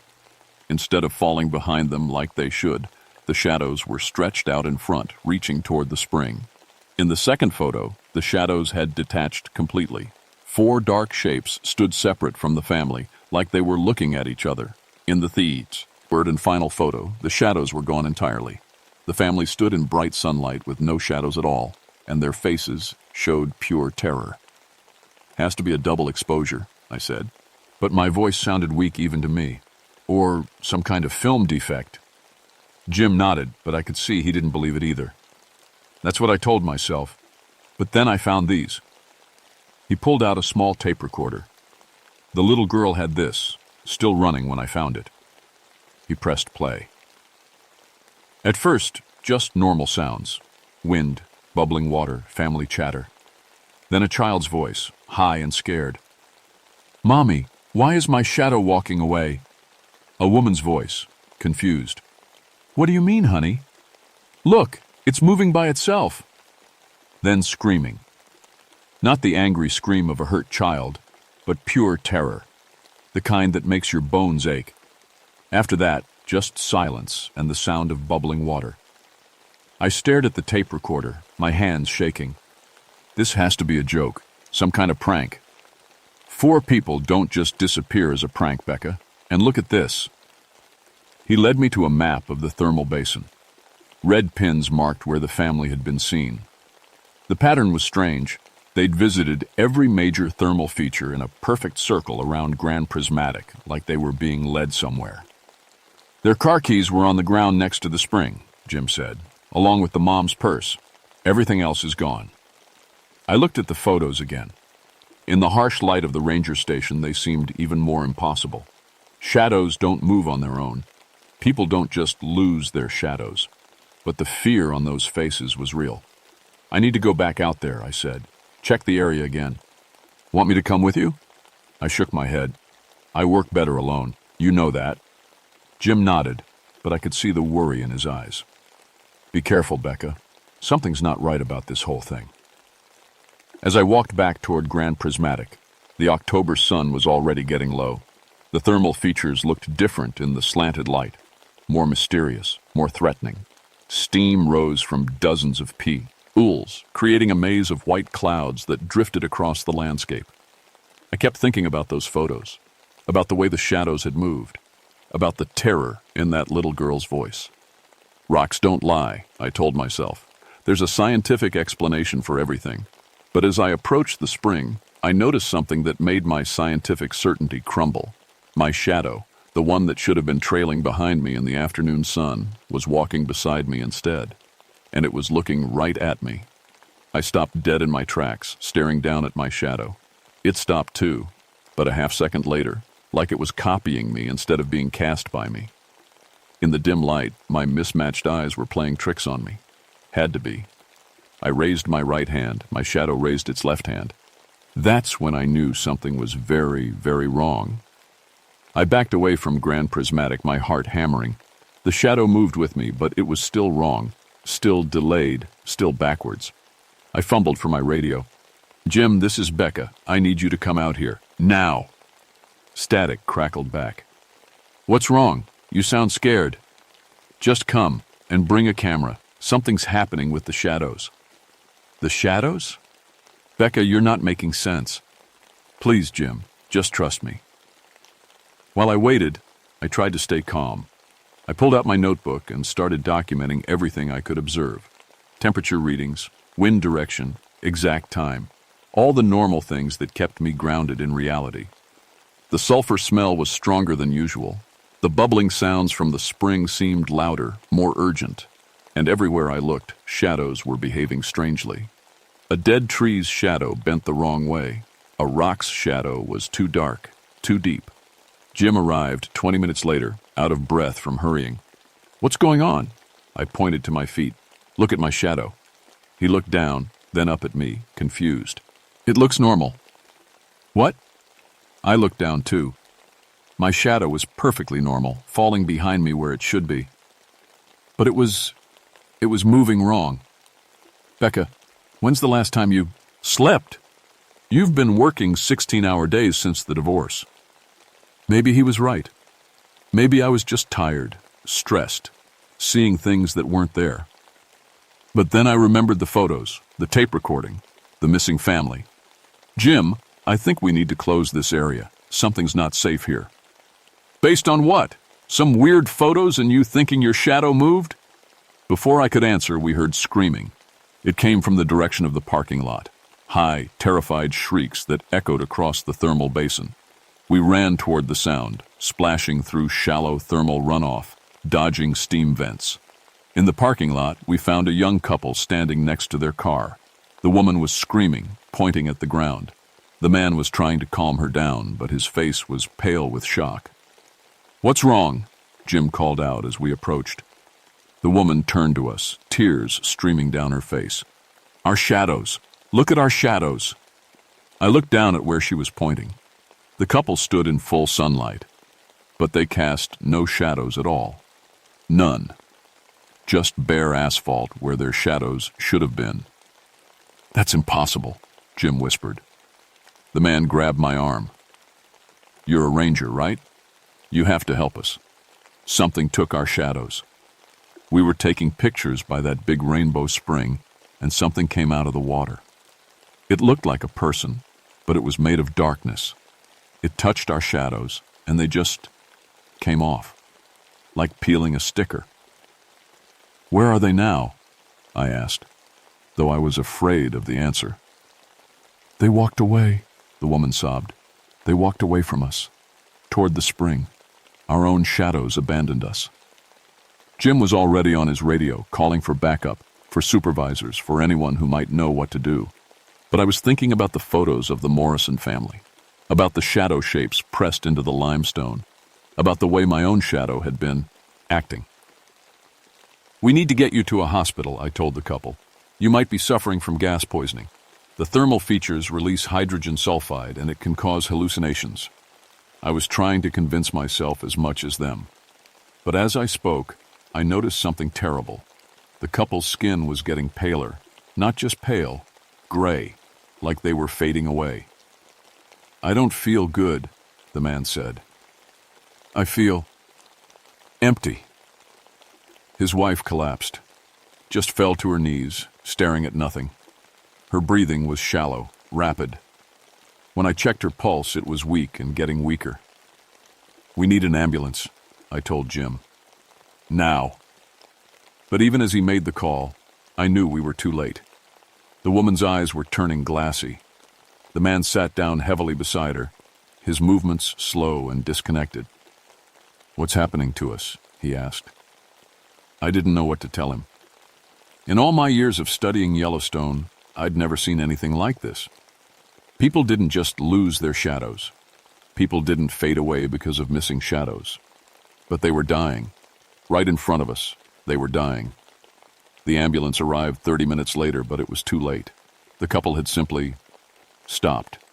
No heart attack, no obvious cause of death. They'd just faded away until there was nothing left. As the paramedics worked uselessly over the bodies, I walked back toward Grand Prismatic. The sun was setting now, and the thermal features looked different in the twilight, more alive, more dangerous. That's when I saw it.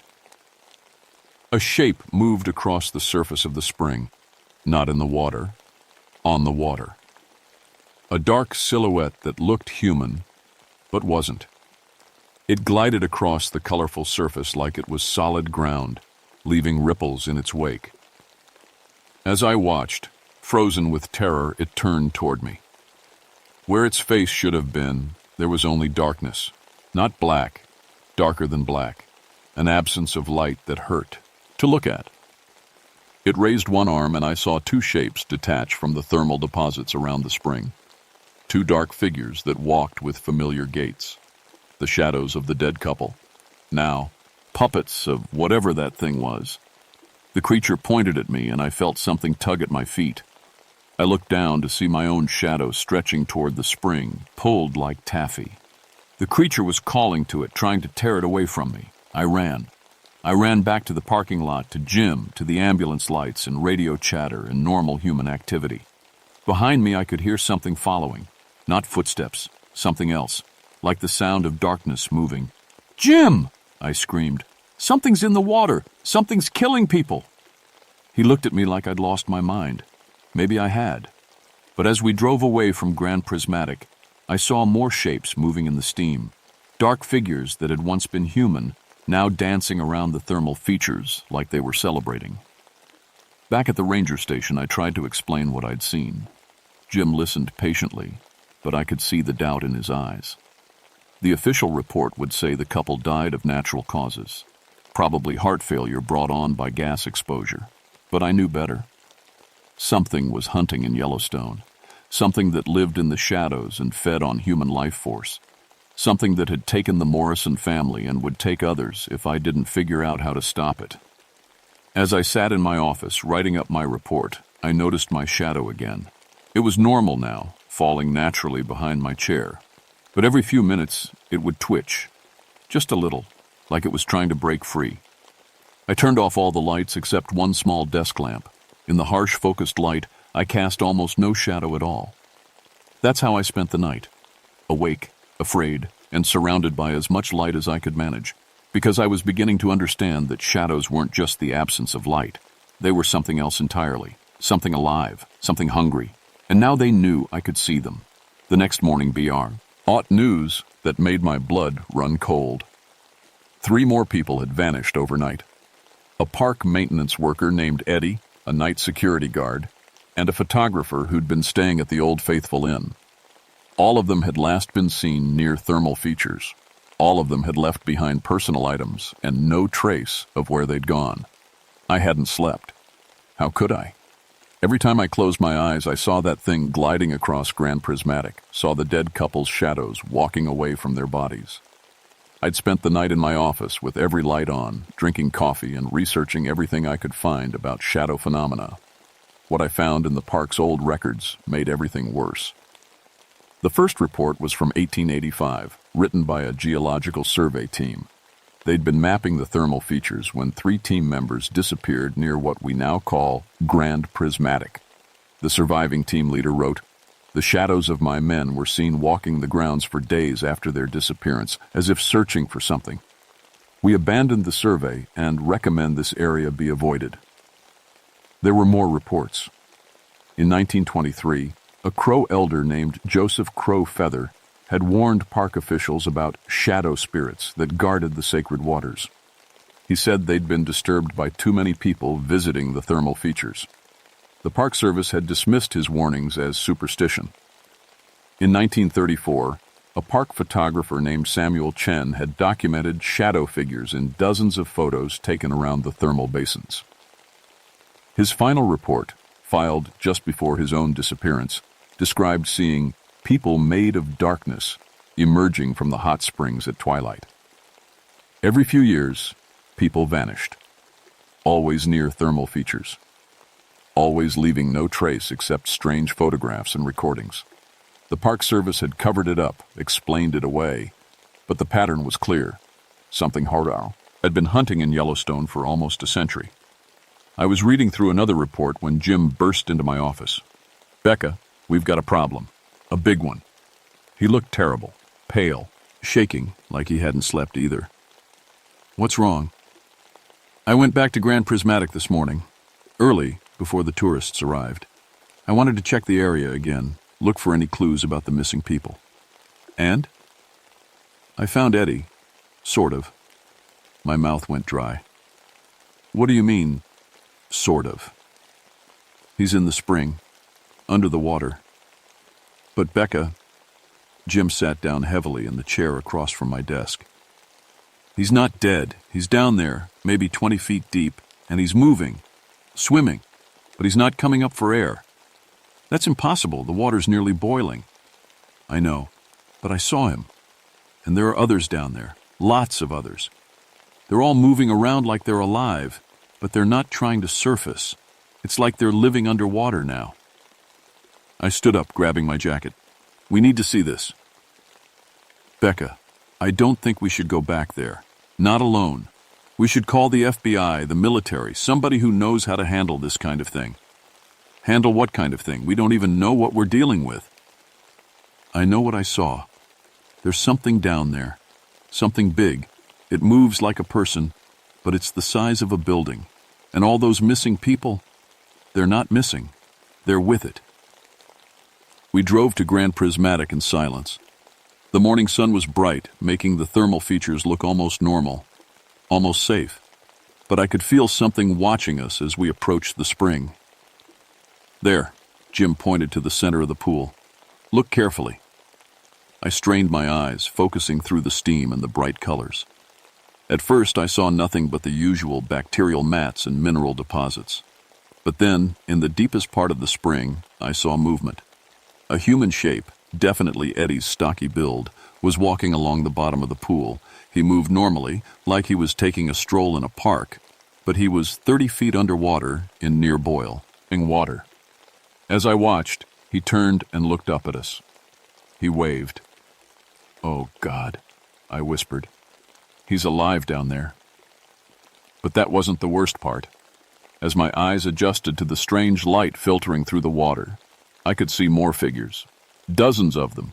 Men, women, children. All walking around on the bottom of the spring like it was the most natural thing in the world. And in the center of them all, something huge and dark that my mind refused to process. It was shaped like a person, but it was massive, easily 20 feet tall. As I watched, it turned toward us, and I saw those same empty eye sockets I'd seen the night before. The Shadow Walker. And it was holding court with all the people it had taken. We have to get them out, I said. But even as I said it, I knew it was hopeless. You can't rescue someone from the bottom of a boiling spring. Becca, look at this. Jim was pointing to the ground around the spring. The shadow shapes I'd noticed the day before were more pronounced now. Dozens of them pressed into the limestone like fossils. The shadows of all the missing people, somehow preserved in stone. It's keeping them, I realized. The shadows. It steals their shadows and keeps them here, and somehow that lets it control the people even when they're dead, Jim finished. Those people in the water, they're not alive. They can't be. But their shadows are trapped here, so they have to stay. A new voice interrupted us. Excuse me, are you park rangers? We turned to find a family of tourists approaching. A mother, father, and 2 young children. The same composition as the Morrison family that had started this whole nightmare. You need to leave, I said quickly. This area is closed. But the sign says it's open, the father said. We drove all the way from Ohio to see the Grand Prismatic Spring. There's been a gas leak, Jim said. Toxic fumes. Very dangerous. But even as he spoke, I noticed something wrong. The family's shadows were moving independently, sliding across the ground toward the spring. The family didn't seem to notice, but their shadows were already being pulled away from them. Run, I shouted. Get away from here. Now. The family looked at me like I was crazy, but something in my voice must have convinced them. They started backing away, but it was too late. Their shadows had reached the edge of the spring, and I could see the dark shape under the water rising toward the surface. The Shadow Walker broke through the colorful surface of the spring like a breaching whale. Water cascaded off its impossible form as it rose to its full height. Up close, it was even more terrifying. Not just dark, but a complete absence of light. A hole, in reality, shaped like a person. The family screamed and ran, but their shadows stayed behind. 4 dark shapes now stood at the edge of the spring, perfectly still, waiting for orders. The Shadow Walker looked at me, and when it spoke, its voice was like the sound of wind through empty caves. You can see me. You can see between the worlds. That makes you valuable. What are you? I managed to ask. I am the guardian of the threshold, the keeper of the space between light and dark. Your people opened too many doors. Now the boundaries are weak. What do you want? To restore the balance. To close the doors your kind forced open. But first, I must grow strong enough. Each shadow I take makes me more powerful. The 4 tourist shadows began walking toward the spring, and I knew that somewhere the family was dying. Their life force was being drained away as their shadows were absorbed. "Stop!" I shouted. "Take me instead. I can help you." The shadow walker tilted its head. "You would sacrifice yourself for strangers? If it means protecting innocent people, yes." "Interesting. You are different from the others. Your eyes see truth. Your heart feels responsibility. Perhaps you can be useful in another way." It gestured, and the tourist shadows stopped their march to the spring. Somewhere in the distance, I heard the family's car starting up, driving away. They would live, for now. "What do you want from me?" I asked. "You will be my herald, my prophet. You will warn others to stay away from the sacred places, and when the time comes, you will help me close the doors forever." "And if I refuse?" The shadow walker smiled, though it had no mouth. "Then I will take your shadow now, and you will join my collection at the bottom of the spring. Your choice, guardian." I looked at Jim, who was staring at the creature in pure terror. I looked at the shadow shapes pressed into the limestone. I thought about all the people who had disappeared, all the families destroyed by this thing. "I'll do it," I said, "but I want something in return. Name it." "Let the people in the spring go. They're already dead. Their suffering serves no purpose." The shadow walker considered this. "Very well. But their shadows remain mine. And remember, Harold, if you betray me, I will take everyone you care about, everyone you have ever known." It sank back into the spring, and gradually the figures at the bottom stopped moving. The people were finally, truly dead. But their shadows remained, dark patches in the limestone that would never fade. Jim and I drove back to the ranger station in silence. When we got there, I wrote my report recommending that the Grand Prismatic area be closed indefinitely due to geological instability. It was a lie, but it might save lives. That night, I sat in my office again, surrounded by lights, trying to figure out what to do. The Shadow Walker had made me its herald, but I wasn't planning to serve it. I was planning to destroy it. I just had to figure out how to kill something that lived between dimensions. Outside my window, shadows moved through the park like living things. Hunting. Wait. Ting. Growing stronger with each person they claimed. And I was the only one who could see them coming. 3 days later, I found the answer in the most unlikely place, the park's old maintenance tunnels. I'd been studying the thermal features, trying to understand how the Shadow Walker moved between them. It wasn't just living in Grand Prismatic. It was using the underground hot spring system like a highway, traveling from pool to pool through the connected cave networks. The maintenance tunnels ran parallel to some of these cave systems. If I could access them, I might be able to find where the creature was strongest, where it was most vulnerable. I went alone. Jim had been acting strange since our encounter with the Shadow Walker, jumping at shadows, refusing to go near any thermal features. I couldn't blame him, but I also couldn't wait for backup that might never come. The tunnels were narrow, cramped, and filled with pipes carrying superheated water from the springs to various park facilities. The air was thick with steam and the smell of sulfur. My flashlight beam cut through the fog, casting dancing shadows on the tunnel walls. That's when I realized I wasn't alone. The shadows in the tunnel weren't behaving like shadows should. They moved independently, flowing along the walls like liquid darkness, and they were all moving in the same direction, deeper into the tunnel system, toward the heart of the thermal basin. I followed them. The tunnel opened into a natural cave system I'd never seen before. The walls were covered in mineral deposits, but not the usual white and yellow limestone. These formations were black, smooth, almost mirror-like, and they were warm to the touch, warmer than they should have been.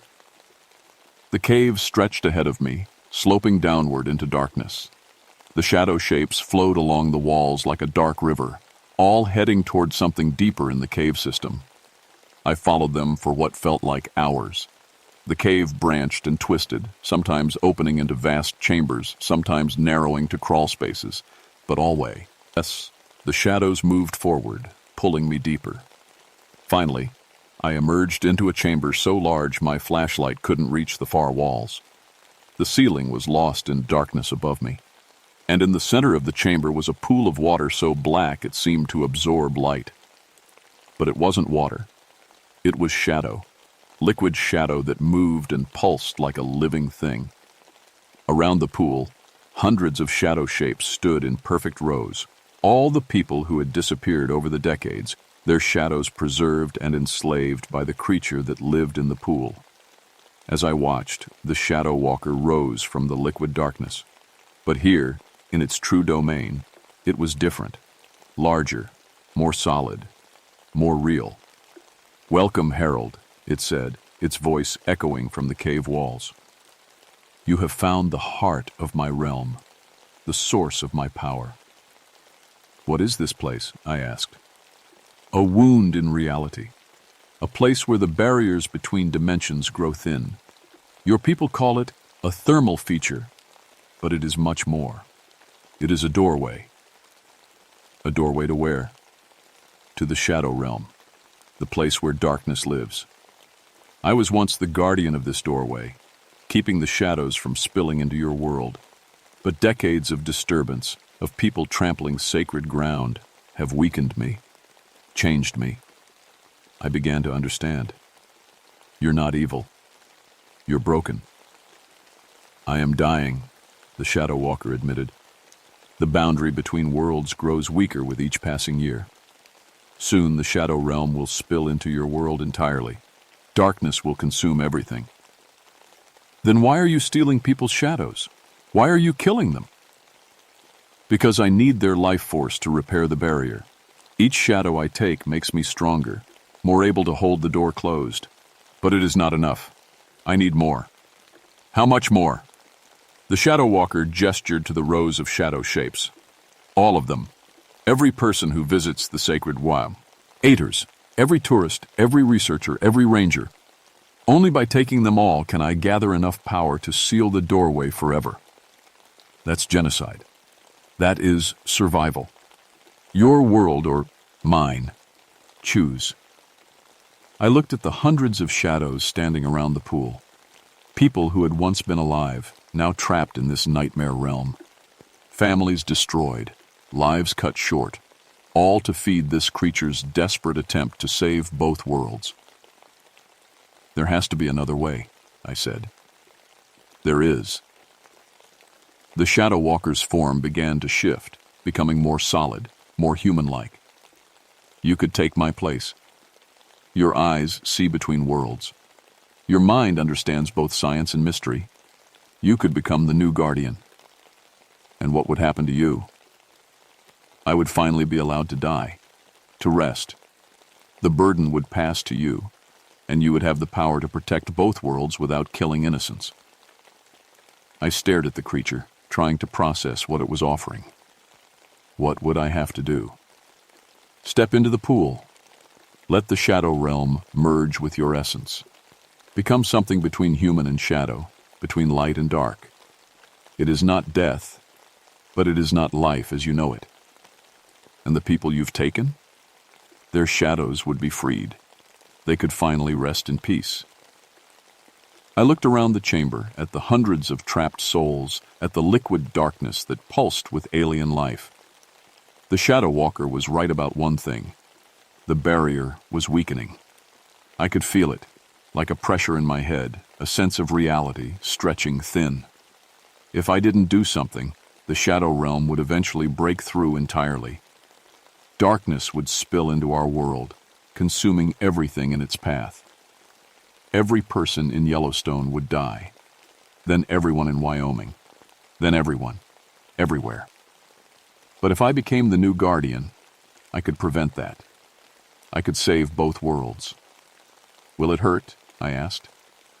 "At first, but then you will understand.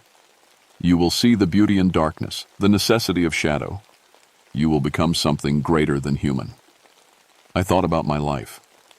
The failed marriage, the loneliness, the way I'd always felt more comfortable with rocks than people. Maybe this was what I was meant for. Maybe this was my purpose. What about Jim? What about the other rangers? They will remember that you died bravely trying to save the missing tourists. They will never know the truth. They will never know that you sacrificed yourself to save them all. I walked to the edge of the shadow pool. The liquid darkness was warm, almost inviting. I could feel power radiating from it, ancient and alien but not malevolent. Just different. The people in Grand Prismatic, I said. The ones walking on the bottom. Will they be freed too? Yes, all of them. They will finally be allowed to die. I took a deep breath. Then I'll do it. I stepped into the pool. The shadow liquid was warm, almost pleasant. It flowed up my legs like water, but it didn't feel wet. It felt like coming home, like finding a place I'd always belonged but never knew existed. As the darkness reached my waist, I felt my human consciousness beginning to change. I could see into the shadow realm, see the true nature of the boundary between worlds. I could feel the weight of responsibility settling on my shoulders, the burden of keeping two realities separate. The shadow walker was fading, its form becoming translucent. "Thank you," it whispered. "Thank you for freeing me." The darkness reached my chest, my neck, my face. As it covered my eyes, I felt my vision changing. Now I could see both worlds at once, the human world above, with its thermal features and tourist paths, and the shadow realm below, with its alien beauty and terrible power. I was no longer human. I was something else, something between. The new guardian of the threshold. The official report stated that Park Ranger Rebecca Nightfall died in a thermal cave collapse while searching for missing tourists. Her body was never recovered, but her sacrifice led to the discovery of several victims and the implementation of new safety protocols around Yellowstone's thermal features. That's what they wrote. That's what Jim believed. That's what everyone believes. But I'm still here. I exist now in the space between light and shadow, between the human world and the realm of darkness. During the day, I'm invisible, a presence felt but not seen. At night, when shadows grow long and deep, I can manifest more fully, walking the thermal basins like I did in life. The missing people were freed. Eddie and the others at the bottom of Grand Prismatic simply stopped. Their bodies floated to the surface, where they were found and given proper burials. The tourists who had lost their shadows recovered completely, though they never remembered exactly what had happened to them. The shadow realm is contained. The barrier holds. Every night, I walk the boundaries, ensuring that the two worlds remain separate. Sometimes I encounter other shadows, fragments of the old guardian's power, but they pose no threat. They know who I am now. They know I'm in charge. But the job is lonely, terribly, utterly lonely. I watch tourists visit the thermal features, laughing and taking pictures, completely unaware of the darkness that lurks just beneath the surface. I watch Jim train new rangers, teaching them about thermal safety, but never mentioning the real dangers. I watch the sun rise and set over Yellowstone, marking time in a life that isn't quite life anymore. Sometimes I wonder if I made the right choice, if there might have been another way. But then I feel the pressure of the shadow realm pressing against our reality, and I know that someone has to stand guard. Someone has to keep the door closed. The work continues. It will always continue. And when I grow too weak to hold the barrier, I'll have to find someone else. Someone with the right kind of eyes, the right kind of courage. Someone willing to sacrifice their humanity to save both worlds. I hope it won't be for many years. I hope I can spare someone else this burden. But if the time comes, if the darkness starts to seep through again, I'll do what I have to do. I'll find a new guardian. I'll pass on the responsibility, because that's what guardians do. We sacrifice ourselves so others can live in the light. Sometimes, late at night, I stand at the edge of Grand Prismatic and remember.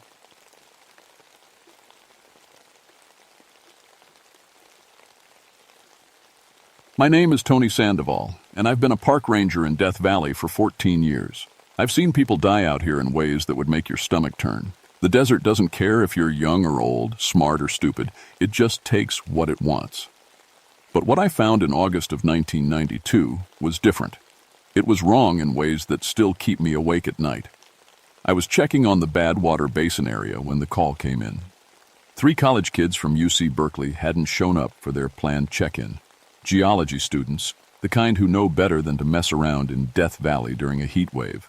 The temperature was pushing 128 degrees, hot enough to cook an egg on the rocks. I found their campsite first. Everything was still set up perfectly. Tents, water jugs, even their breakfast half-eaten. But no students. Their car was still there, keys on the dashboard. Nobody runs off into the desert without their car. Not in this heat. Then I saw the bodies. They were about 50 yards from camp, sitting in a perfect circle like they'd been having a conversation. But they weren't talking anymore. They weren't anything anymore.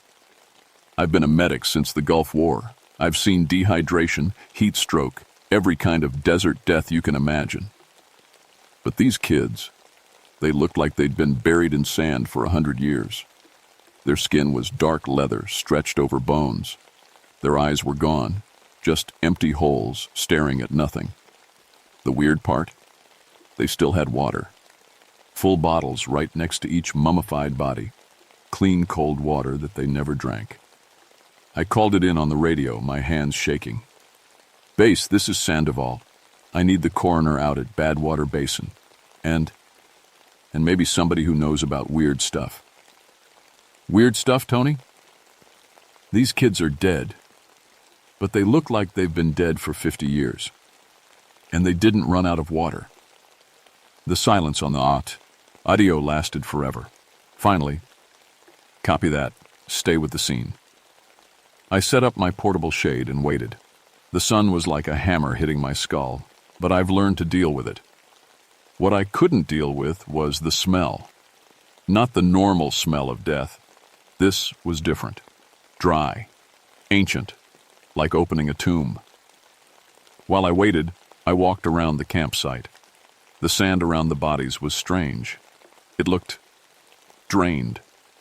Like something had sucked all the life out of it. Even the rocks looked wrong, more cracked than they should be. I've saved 73 people from heat death in my time here. I know what the desert does to a human body. First you get confused, then you stop sweating, then your organs start shutting down. It takes hours, sometimes days. These kids had been turned into mummies in one night. The coroner arrived 2 hours later, Dr. Martinez from the county office. She took one look at the bodies and called her supervisor. Then she called the state police. Then she called some people I didn't recognize. "Tony," she said, pulling me aside, "in 30 years of medical work, I've never seen anything like this. Natural causes?" "Natural." She laughed, but it wasn't funny. Their bodies lost every drop of water they had, but not through sweating or breathing. It's like something sucked it right out of them. I helped her examine the bodies. Their skin felt like old leather, but underneath you could feel that they were perfectly preserved. No decay, no insects, nothing. Just dried out like jerky. "The lab work is going to be interesting," Dr. Martinez said. "But Tony, don't let anyone else camp in this area until we figure out what happened."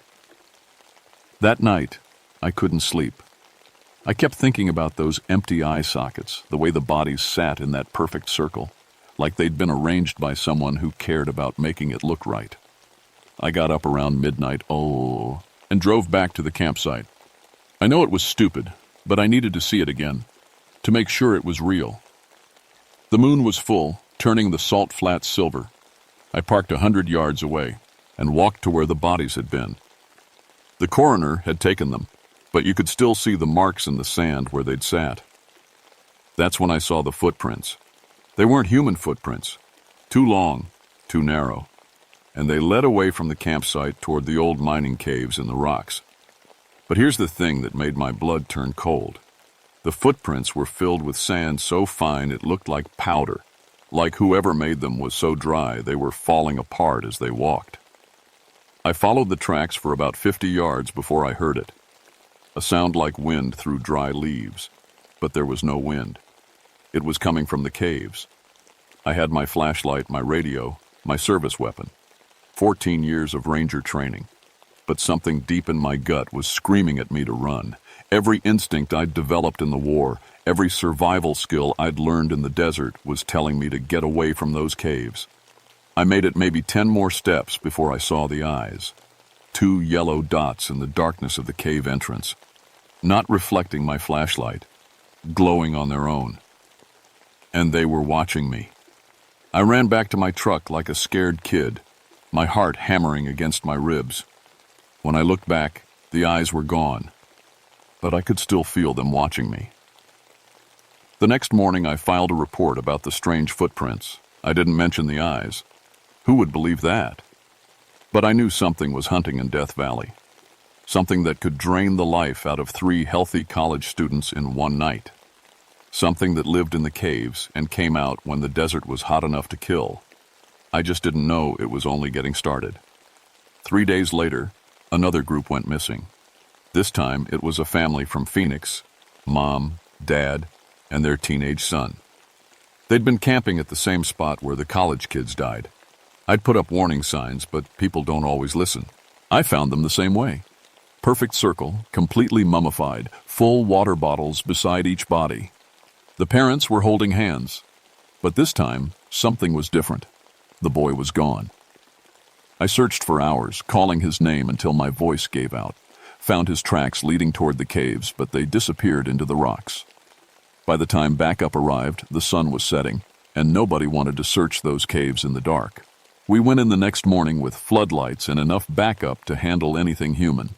The caves went deeper than any of us expected, branching out into a maze of tunnels that had been carved by flash floods over thousands of years. About a quarter-mile in, we found him. The boy was sitting against a wall, same mummified condition as the others, but his eyes were open, and they were looking at us. "Jesus Christ," whispered Officer Kelly, the youngest cop on the team. "Is he—" "He's preserved," I said, kneeling down.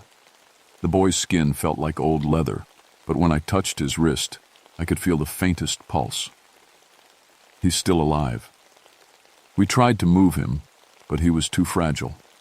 Every time we lifted him, pieces of his skin flaked off like old paper. He couldn't talk, couldn't move, but his eyes followed us around the cave. Dr. Martinez arrived with a portable IV unit. "If we can get fluids back into him." She inserted the IV needle into his arm. The saline solution went in, but nothing changed.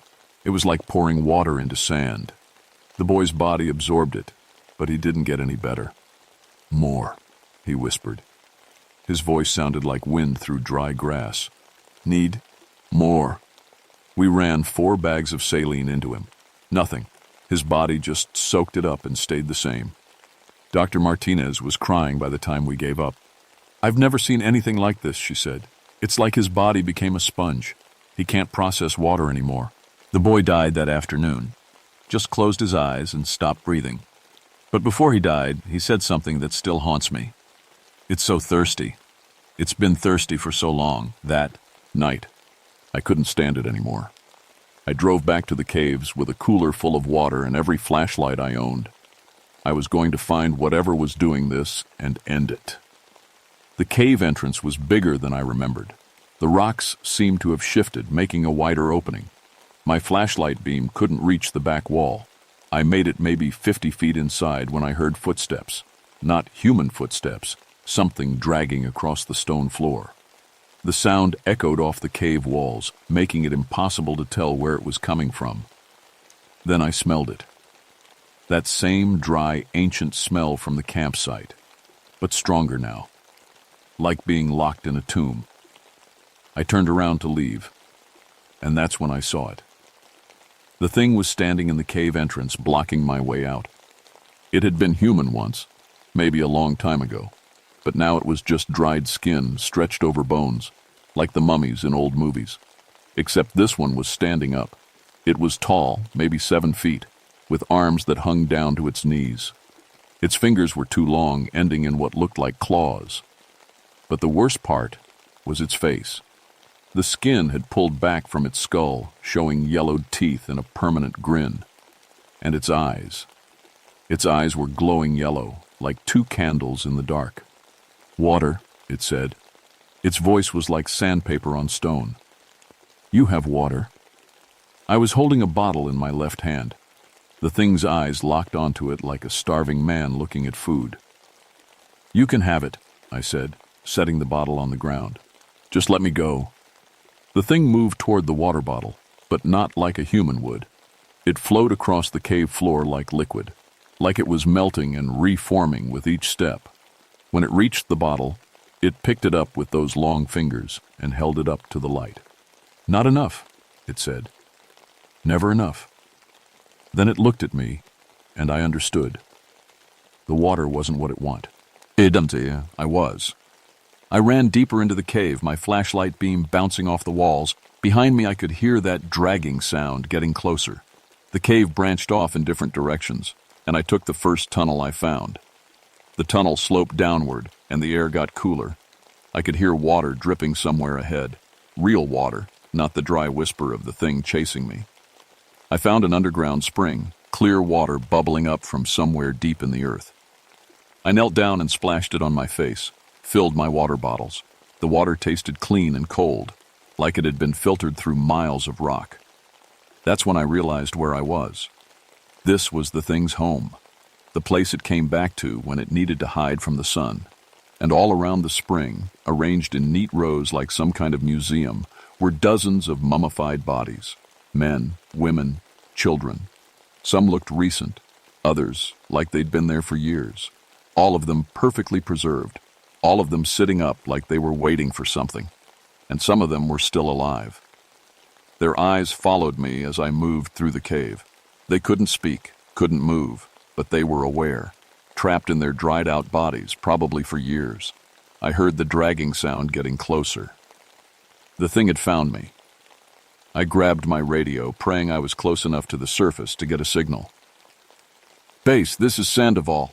I'm in the caves below Badwater Basin. Send help. Send everyone." Static. Then, "Tony, you're breaking up. What's your location?" "The caves. There's something down here, something that's been killing people. I found the bodies. Jesus, there are dozens of them." The signal cut out. I was on my own. I could see the glow of yellow eyes in the tunnel entrance. The thing was coming, and there was nowhere left to run. But I had the spring, and I had an idea. I waited until the thing was almost on top of it. F me. Then I acted. I grabbed the biggest water bottle I had and threw it as hard as I could at the creature's chest. The plastic bottle exploded against its dried skin, soaking it with water. The thing screamed, a sound like breaking glass, and stumbled backward. Where the water hit, its skin started to change. The leather-like surface became soft, almost human, but only for a second. Then it dried out again, even more cracked than before. I threw another bottle, then another. Each one made the thing scream and retreat a little further, but the water wasn't enough. It was like trying to fill a bucket with a hole in the bottom. "More," the thing whispered, reaching toward me with those long fingers. "Give me more." I backed up against the spring, my last bottle in my hand. The mummified bodies around me watched with their empty eyes. Some of them were moving their mouths, trying to speak, but no sound came out. That's when I heard the helicopters. The cavalry had arrived, but they were too late. The thing grabbed my wrist with one of its claws, and I felt something terrible happen. The moisture started draining out of my arm, leaving the skin tight and painful. I could actually feel my blood getting thicker, my muscles cramping up. I fell to my knees, but I managed to twist the cap off my last water bottle and pour it over the thing's hand. It let go with another scream, and I crawled away from the spring. The helicopters were getting closer. I could hear voices echoing down the cave tunnels, but I was getting weaker. My tongue felt like sandpaper, and my vision was starting to blur. I looked back at the spring and saw something that made my blood freeze. The thing wasn't retreating anymore. It was drinking from the water source, and as it drank, it was getting bigger, stronger. "Tony!" a voice called from the tunnel. "Where are you?" "Stay back!" I yelled, but my voice was barely a whisper. "Don't come down here!" Too late. 3 search and rescue guys came around the corner with their lights and equipment. They saw the mummified bodies and stopped. Dead. "What the hell?" one of them said. The thing turned away from the spring, water dripping from its mouth. It looked at the rescue team like a kid looking at birthday presents. "Run," I croaked. "Get out of here now." But they were trained to help people, not to run from monsters. They started toward me, and the thing moved faster than anything that dried out should have been able to move. It got the first guy before he could even scream, grabbed him by the throat and lifted him off the ground. I watched the life drain out of him in seconds, his skin turning brown and leathery while his eyes went wide with terror. The other 2 guys opened fire. Their bullets hit the thing, but they just punched through its dried skin like it was paper. No blood, no pain, just holes that closed up after a few seconds. The thing dropped the first guy's mummified body and went after the others. I tried to get up, tried to help, but my legs wouldn't work. The dehydration was spreading through my whole body. In 30 seconds it was over. 3 more perfect mummies arranged by the spring. But these ones were still moving, still trying to breathe. The thing looked at me and smiled, actually smiled, like it was happy about something. "Now you understand," it said. "The thirst, it never ends." It walked over to me, those long fingers reaching out. I could smell the ancient dryness coming off its skin. This was it. This was how I was going to die. But then I heard something that changed everything. More voices, a lot more voices, and they were getting closer. "Tony!" It was Dr. Martinez. "We're coming down!" The thing's head snapped toward the tunnel entrance. For the first time, it looked worried. "Too many," it whispered. "Too many to take." It moved toward the tunnel, but I managed to grab its leg. My hand went right through its dried skin, but I held on. "Where did you come from?" And I gasped. "What are you?" It looked down at me with those glowing eyes. "I was like you once. Thirsty. Always thirsty. Found a way to never be thirsty again." "How?" "Made a deal. In the deep places, when the sun was hottest, made a deal with the desert itself." I could hear Dr. Martinez and her team getting closer. The thing could hear them too. "You'll understand soon," it said. "When the thirst takes you. When you're like me." Then it did something I'll never forget. It reached down and touched my forehead with one finger. The touch was like fire, like having the life burned right out of me. But it also showed me something. I saw the thing when it had been human. A prospector, maybe 100 years ago, lost in the desert, dying of thirst. He'd found something down here in the caves, something old and hungry, and he'd made a bargain. Eternal life, but only if he fed it. Brought it water, brought it life. The vision ended, and the thing was gone. Vanished into the shadows like smoke. Dr. Martinez found me a few minutes later, barely conscious and severely dehydrated. They got me to the hospital, pumped me full of fluids, and saved my life. But I was changed. My kidneys were damaged, my blood was thick, and I had this constant thirst that never went away. No matter how much water I drank, it was never enough. The official report said the rescue team died of heat exhaustion, equipment failure. The bodies they found in the cave were attributed to flash flooding over the years, dragging victims into the underground system. But I knew the truth. And I knew the thing was still down there, waiting. 3 more people went missing that month, then 5 more. All found in the same condition, all arranged in neat circles like they were having a conversation. And every time I could feel the thing watching me, waiting for me to get thirsty enough to make the same deal it had made. The final confrontation came in September, when the thing made its biggest mistake. It took Maria. My wife had come to bring me lunch while I was working late, updating the incident RAW, e-ports. She never made it to the ranger station. I found her car on the road to Badwater Basin, keys still in the ignition, her purse on the passenger seat. This time, I didn't call for backup. This time, it was personal. I loaded my truck with every piece of medical equipment I could find. IV bags, cooling blankets, portable pumps, everything. If the thing wanted water, I'd give it more water than it could handle.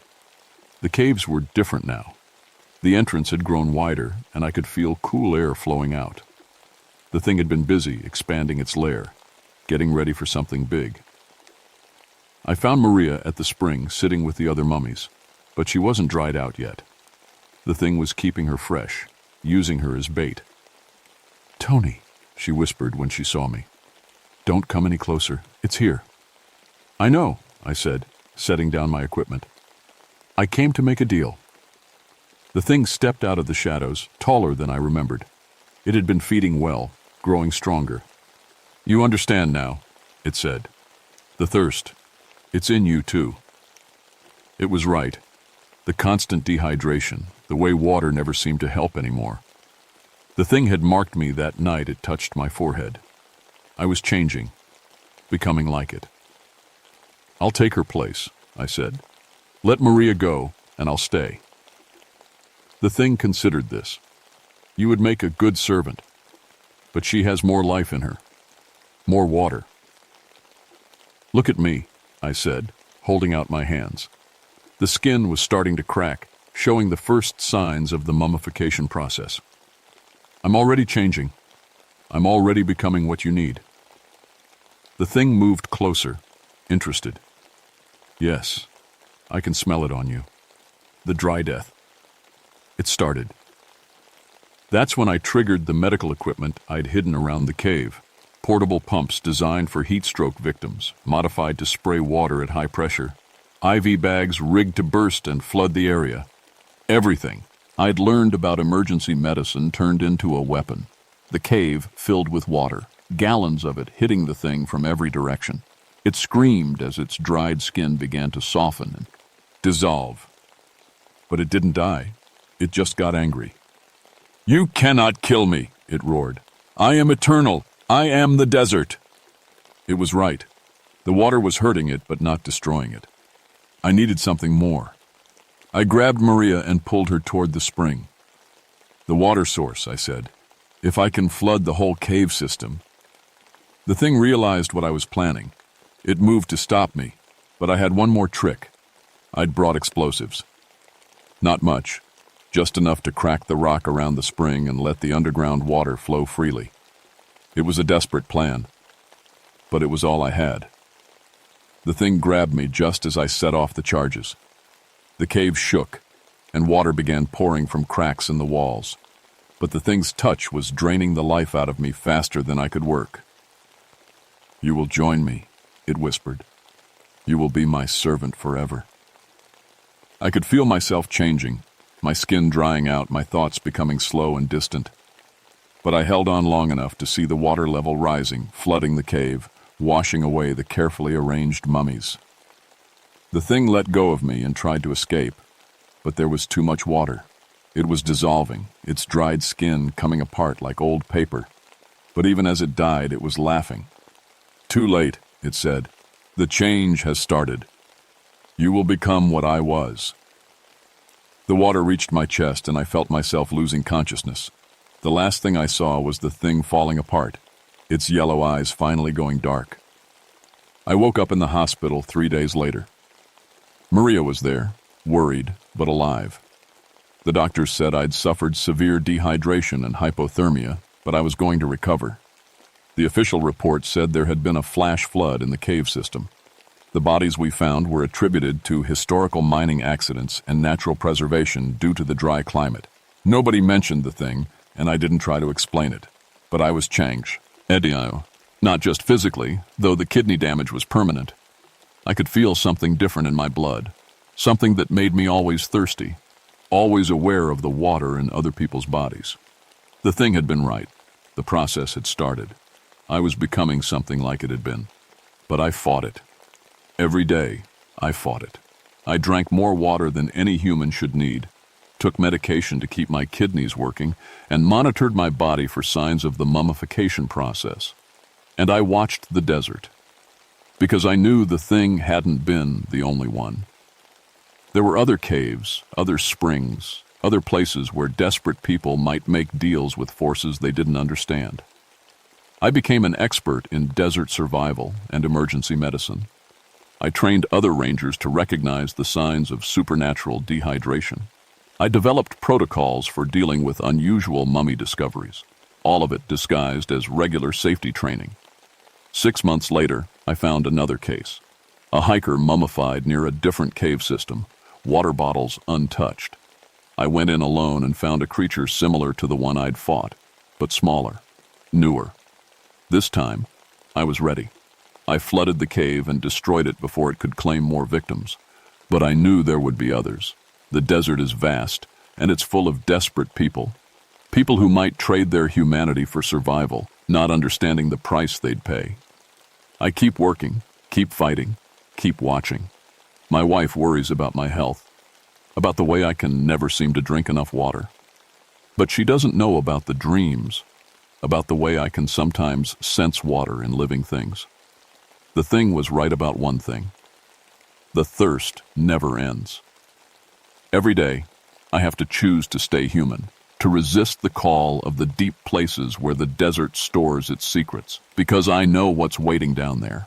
I know what I could becca, if I let the thirst win. But I also know what I've saved.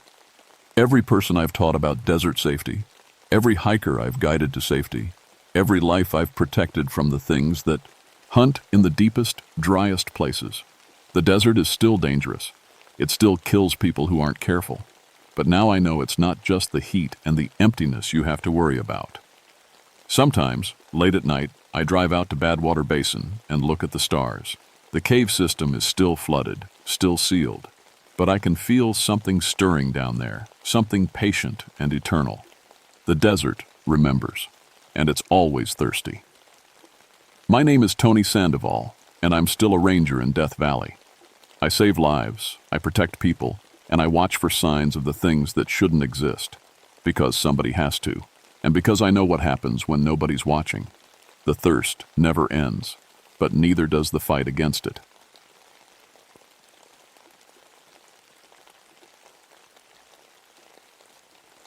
My name is David Stormwind, and I've been a park ranger at Glacier National Park for 27 years. Folks call me Dave. I've pulled 156 people off these mountains, some alive, some not. I know every trail, every rock face, every place where the weather can turn deadly in minutes. What I'm about to tell you happened in September of 1969, just before I was planning to retire. I never believed in spirits or anything that could control the weather. I'm a practical man.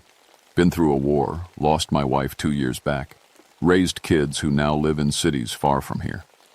The mountains were my life, my job, my everything. I thought I understood them. The morning it all started, I was at the ranger station reviewing weather reports. Perfect conditions. Clear skies, light winds, temperatures in the 60s down at the lake. A dream day for climbing. That's when the call came in. Dave, we got a problem. It was Tom Bradley, my supervisor. The Morrison climbing team hasn't checked in. They were supposed to radio from the summit yesterday evening. The Morrison team, 4 expert climbers from California. They'd been planning this trip for months, wanted to tackle the north face of Mount Cleveland. These weren't weekend warriors. Jack Morrison had been climbing for 20 years. His team knew what they were doing. I grabbed my gear and headed up Going to the Sun Road in my truck. The radio crackled as I drove. Ranger Stormwind, this is base camp. We found their last radio transmission recorded on our emergency backup. You need to hear this. The voice that came through was Jack Morrison, but it was wrong. Panicked. Base camp, we need immediate evacuation. There's a storm up here, impossible storm. Wind like a freight train, temperature dropping fast. We can't see 5 feet. This wasn't in any forecast. How did you miss this? Static. Then, oh God, what is that sound? That howling, it's not wind. It's not... Sarah, stay with the group. Don't... The transmission cut to nothing. I pulled over and checked my instruments. Barometric pressure was steady. Wind speed, 5 miles per hour. Temperature, 62 degrees. I radioed the weather station in Kalispell. No storms reported anywhere in the region, came the reply. Conditions are ideal throughout the park. But 4 experienced climbers were dead or missing, and their last words described a storm that didn't exist. I reached the base camp 2 hours later.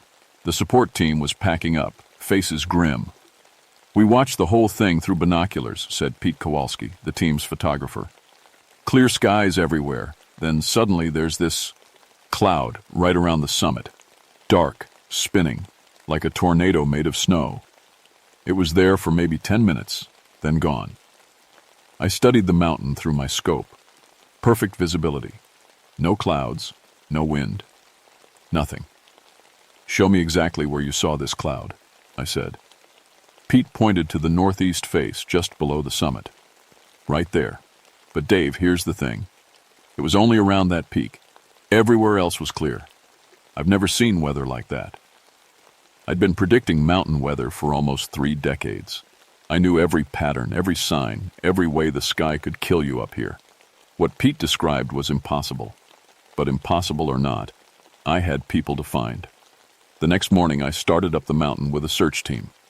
We followed the climbing route the Morrison team had planned, looking for any sign of what happened. The weather was still perfect, the kind of day that makes you feel like you could climb forever. We found the first piece of evidence at 8,000 feet, a climbing rope cut clean through, hanging from a rock face. The end was frozen solid, covered in ice despite the warm temperature. When I touched it, the ice burns, had my fingers through my gloves. "Dave," called out Martinez, one of my younger rangers, "you need to see this." 50 yards away, scattered across the rocks, were pieces of climbing gear, crampons, carabiners, a sleeping bag, all of it covered in the same impossible ice. And the pattern was wrong. The gear was spread out like it had been dropped from a great height, but the team had been climbing up, not across. I knelt beside a frozen water bottle and tried to make sense of it. The ice was thick, the kind you'd see after days of below-zero weather. But it was 70 degrees at this elevation. I scraped some ice into a sample bag, watched it melt instantly in the warm air. "How high up were they when they radioed?" I asked Martinez. "According to their plan, they should have been near the summit, maybe 2,200 feet. I looked up at the peak, still 2,000 feet above us. If their gear had fallen from there, how did it end up spread across such a wide area? And why was everything frozen? We climbed higher. At 9,000 feet, we found Sarah Chen's backpack, ripped open, contents scattered. Her camera was smashed, but the film was intact. I pocketed it, hoping it might show us what happened. That's when I heard it for the first time. A howl echoed across the mountain, low and long, like no animal I'd ever heard. It seemed to come from everywhere and nowhere, bouncing off the rock faces, growing louder instead of fading. The sound went right through me, made my bones ache. "What the hell was that?" Martinez whispered. I'd heard wolves, bears, mountain lions. This was different, bigger, and it sounded almost intelligent. The howl came again, and this time I felt the mountain shake. Just slightly, but enough to make loose rocks skitter down the cliff face. Then the temperature dropped. Not gradually, instantly. One moment I was warm in my light jacket. The next I was shivering in air that felt like winter. "We need to get down," I said. "Now." But as we started to descend, the howl came a third time, and with it came the wind. Hurricane-force gusts that came from nowhere, slamming into us like a physical blow. I watched Martinez get lifted off his feet and thrown against a rock wall. The wind screamed past us for 30 seconds, then stopped as suddenly as it had started. The temperature jumped back to normal. The air was calm, but Martinez was bleeding from a head wound, and we were all shaking. "Dave," he said, touching his forehead, "that wasn't natural. Wind doesn't just appear like that." I helped him to his feet, mind racing. In 27 years on these mountains, I'd never seen anything like it. Weather didn't work that way. It built up gradually, had patterns, followed rules. This was something else, something that could create storms on command. As we made our way down the mountain, I developed the film from Sarah's camera. The first few shots were normal, the team setting up camp, starting their climb, smiling at the camera. Then the pictures changed. The sky in the background started to darken. Clouds appeared between shots, growing thicker and more threatening. In the final pictures, the team looked terrified. They were pointing at something above them, but the camera angle only showed swirling snow and darkness. The last photo was just white. Complete whiteout conditions. But in the corner of the frame, barely visible, was something else. A shape in the snow. Tall, massive, moving against the storm instead of with it. I stared at that photo for a long time, trying to convince myself it was just shadows and snow playing tricks. But deep down, I knew better. Something was up there on the mountain. Something that controlled the weather like a weapon. Something that had killed 4 experienced climbers in perfect conditions. Over the next 3 days, it happened again and again. A solo climber named Robert Hayes vanished on Mount Gould. Perfect weather, experienced mountaineer, disappeared without a trace. And the only evidence was his radio transmission. "Base camp, there's a storm coming in fast. How did you miss this? The wind is incredible, and there's something in the clouds, something big." Then silence. 2 days later, a father and son team disappeared on Glacier Peak. Same story. Clear skies, sudden storm, panicked radio calls about impossible weather. We found their bodies at the bottom of a cliff, frozen solid in 60-degree temperatures. The pattern was clear now. Something was hunting climbers on the high peaks, something that could create deadly weather out of nothing. I started spending my nights in the weather station, studying barometric readings, wind patterns, anything that might explain what was happening. The instruments showed nothing unusual, perfect conditions, day after day, but people kept dying in storms that didn't exist. On the 4th night, I was alone in the station when I heard it again, that howl echoing across the valley. But this time it was closer, much closer. I grabbed my flashlight and stepped outside. The night was clear, stars bright overhead. But the howl came again, and with it came the cold. The temperature plummeted, and I could see my breath in the suddenly frigid air. Then I saw it. A shape moving across the ridge above the station. Massive, at least 12 feet tall, moving on 2 legs, but with the fluid grace of something perfectly adapted to the mountain terrain. It was covered in white fur, almost invisible against the snow, but I could see its eyes. Intelligent eyes that seemed to be looking right at me. It opened its mouth and howled again. The sound was so loud it triggered an avalanche on the far side of the valley. And with the howl came the wind, not the random gusts of a storm, but directed, purposeful, aimed right at me. I was knocked flat, pinned against the station wall by wind that felt like it was trying to tear me apart. The temperature dropped so fast that ice began forming on my jacket. I couldn't breathe, couldn't move, couldn't do anything but stare at the creature as it watched me struggle. Hen, as suddenly as it had started, the wind stopped. The temperature returned to normal. The creature turned and disappeared into the darkness, moving across terrain that should have been impossible to navigate in the dark. I stayed pressed against the wall for 10 minutes, heart pounding, trying to process what I'd seen. 27 years in these mountains, and I'd never encountered anything like it. This wasn't just an animal. It was something that could control the weather, create storms, kill with wind and cold. And it was intelligent. The way it had looked at me, the way it had stopped just short of killing me, it was sending a message. This was its territory, and humans weren't welcome. But I had a job to do. People were dying, and I was the only one who knew the truth. The next morning I drove to the Blackfeet Reservation to speak with Joseph Running Bear, an elder I'd known for years. If anyone would know about creatures that controlled mountain weather, it would be him. Joseph listened to my story without interruption, nodding occasionally. When I finished, he was quiet for a long time. "You've seen the storm caller," he said finally. "My grandfather told me stories. The whites call it different names, but we know what it is. Guardian of the high places. Protector of the sacred peaks." Sacred peaks? The highest mountains have always been holy to our people, places where the spirits dwell. The storm caller has guarded them for centuries, keeping people away from places they shouldn't go. I thought about the pattern of attacks, all on the highest peaks, all in areas that would be considered sacred. How do you fight something like that? Joseph shook his head. You don't fight it, you respect it. Show it that you understand its purpose, but if you must face it. He paused. It's bound to the high places.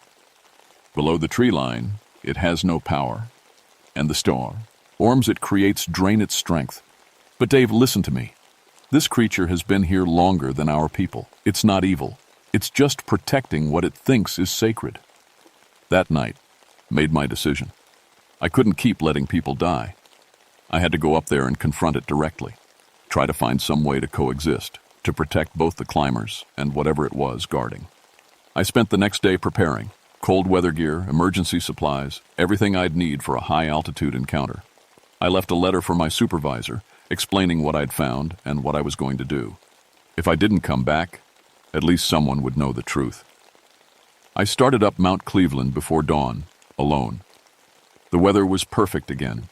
Clear skies, light winds, the kind of conditions that had fooled so many climbers before me. But I knew better now. Perfect weather meant nothing when the storm caller was watching. I climbed steadily, following the route the Morrison team had taken. At 8,000 feet, I could feel eyes on me. The creature was up there somewhere, deciding whether I was a threat. I kept climbing. At 9,500 feet, the howl began, long, low, echoing off the peaks. But this time, I was ready for it. I'd brought military-grade cold weather gear, oxygen, everything I'd need to survive a supernatural blizzard. The temperature dropped like a stone. The wind hit me like a physical blow, trying to knock me off the mountain. But I'd been through alpine warfare training in Italy during the war. I knew how to climb in impossible conditions. I pressed on, using ice axes and crampons to fight my way up through wind that should have been impossible. The storm was so intense I could barely see my own hands, but I kept climbing. Whatever was up there, I was going to face it. The howl came again, closer now, and I could hear something else in it. Not just anger or territorial warning. There was something almost lonely about it. Like a creature that had been guarding these peaks for so long it had forgotten what it was like to have company. At 10,200 feet, the storm suddenly stopped. The wind died, the temperature returned to normal, and I found myself in a small, circular valley I'd never seen before. Ancient stone cairns marked the perimeter, and in the center was a natural amphitheater carved from the rock. The storm caller was waiting for me. Up close, it was even more magnificent than I'd imagined. 12 feet tall, covered in thick white fur, with the build of something perfectly adapted to life at extreme altitude. Its eyes were pale blue, ancient and intelligent. It sat on a throne-like rock formation, watching me with what looked like curiosity. "I know what you are," I said, my voice echoing in the thin air. Joseph Running Bear told me, "You're the guardian of the sacred peaks." The creature tilted its head, studying me. When it spoke, its voice was like distant thunder. "You are the one who protects the lower places, the one who brings the lost ones home." I was so shocked I nearly fell over. It could talk. "You speak English?" "I speak the language of mountains, of wind and snow and stone. Your words are just sounds the wind makes." It stood up, towering over me. "But I understand your purpose. You protect as I protect. We are not so different." "Then why are you killing climbers?" The creature's eyes flashed. "They come to the sacred places. They leave their marks, their trash, their noise. They disturb the balance. The mountains are not for humans to conquer." I understood now. This wasn't just about territory. It was about respect, about treating the mountains as something sacred instead of something to be conquered. What if I could keep them away? What if I could protect the sacred peaks without you having to kill anyone? The stormcaller considered this. "You would do this? Turn your own kind away from the high places?" "If it means they don't have to die, yes." The creature studied me for a long moment. Then it raised its arms, and I felt the power it commanded. The air around us shimmered with energy, and I could sense the vast weather systems it could control. This was something ancient, something that had been part of these mountains since long before humans arrived. You will keep them from the 3 highest peaks, it said, the places where the spirits dwell. In return, I will not hunt in the lower places, but if they come to the sacred peaks, I will protect them as I have always protected them. And if someone gets lost up here, if they end up in the sacred areas by accident, the creature's expression softened slightly. Then I will call you. You will come, and you will guide them away. But you must come alone. No others may enter the sacred places. I nodded. It was a bargain I could live with. How will I know when you're calling?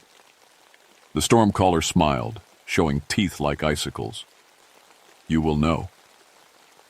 It raised its arms again, and the wind began to swirl around us. But this time it wasn't threatening. It was almost gentle, like a blessing. The creature stepped back into the swirling snow and began to fade. Remember, guardian of the lower places, its voice echoed as it disappeared. The mountains were here long before your kind, and they will be here long after. Treat them with respect, and they will treat you with respect. Then it was gone, leaving me alone in the stone amphitheater. The storm had passed, and the sun was shining on the peaks around me. But I could still feel its presence, watching, waiting, protecting the sacred places. I began the long climb down, my mind already working on how to keep people away from the highest peaks without telling them why. Some truths were too dangerous to share. That was 3 months ago. I never did retire. How could I? I had a new job now, one that went beyond just being a park ranger.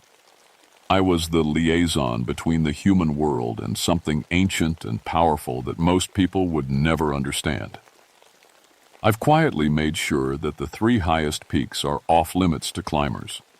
Dangerous conditions, I tell them. Unstable snow, sudden weather changes, too risky for civilian climbing. Most people accept it. The few who don't, well, I find ways to convince them. The stormcaller has kept its word. No more mysterious weather deaths, no more impossible storms. But I know it's still up there, watching, waiting. Sometimes on clear nights I can hear it howling in the distance, a sound that no longer frightens me but instead reminds me of the bargain we made. I've also started working more closely with the Blackfeet Nation, learning about the spiritual significance of the mountains. Joseph Running Bear has become a valuable advisor, helping me understand which areas are truly sacred and which are just wilderness. The official reports list the climbing deaths as weather-related accidents, sudden storms, temperature drops, human error.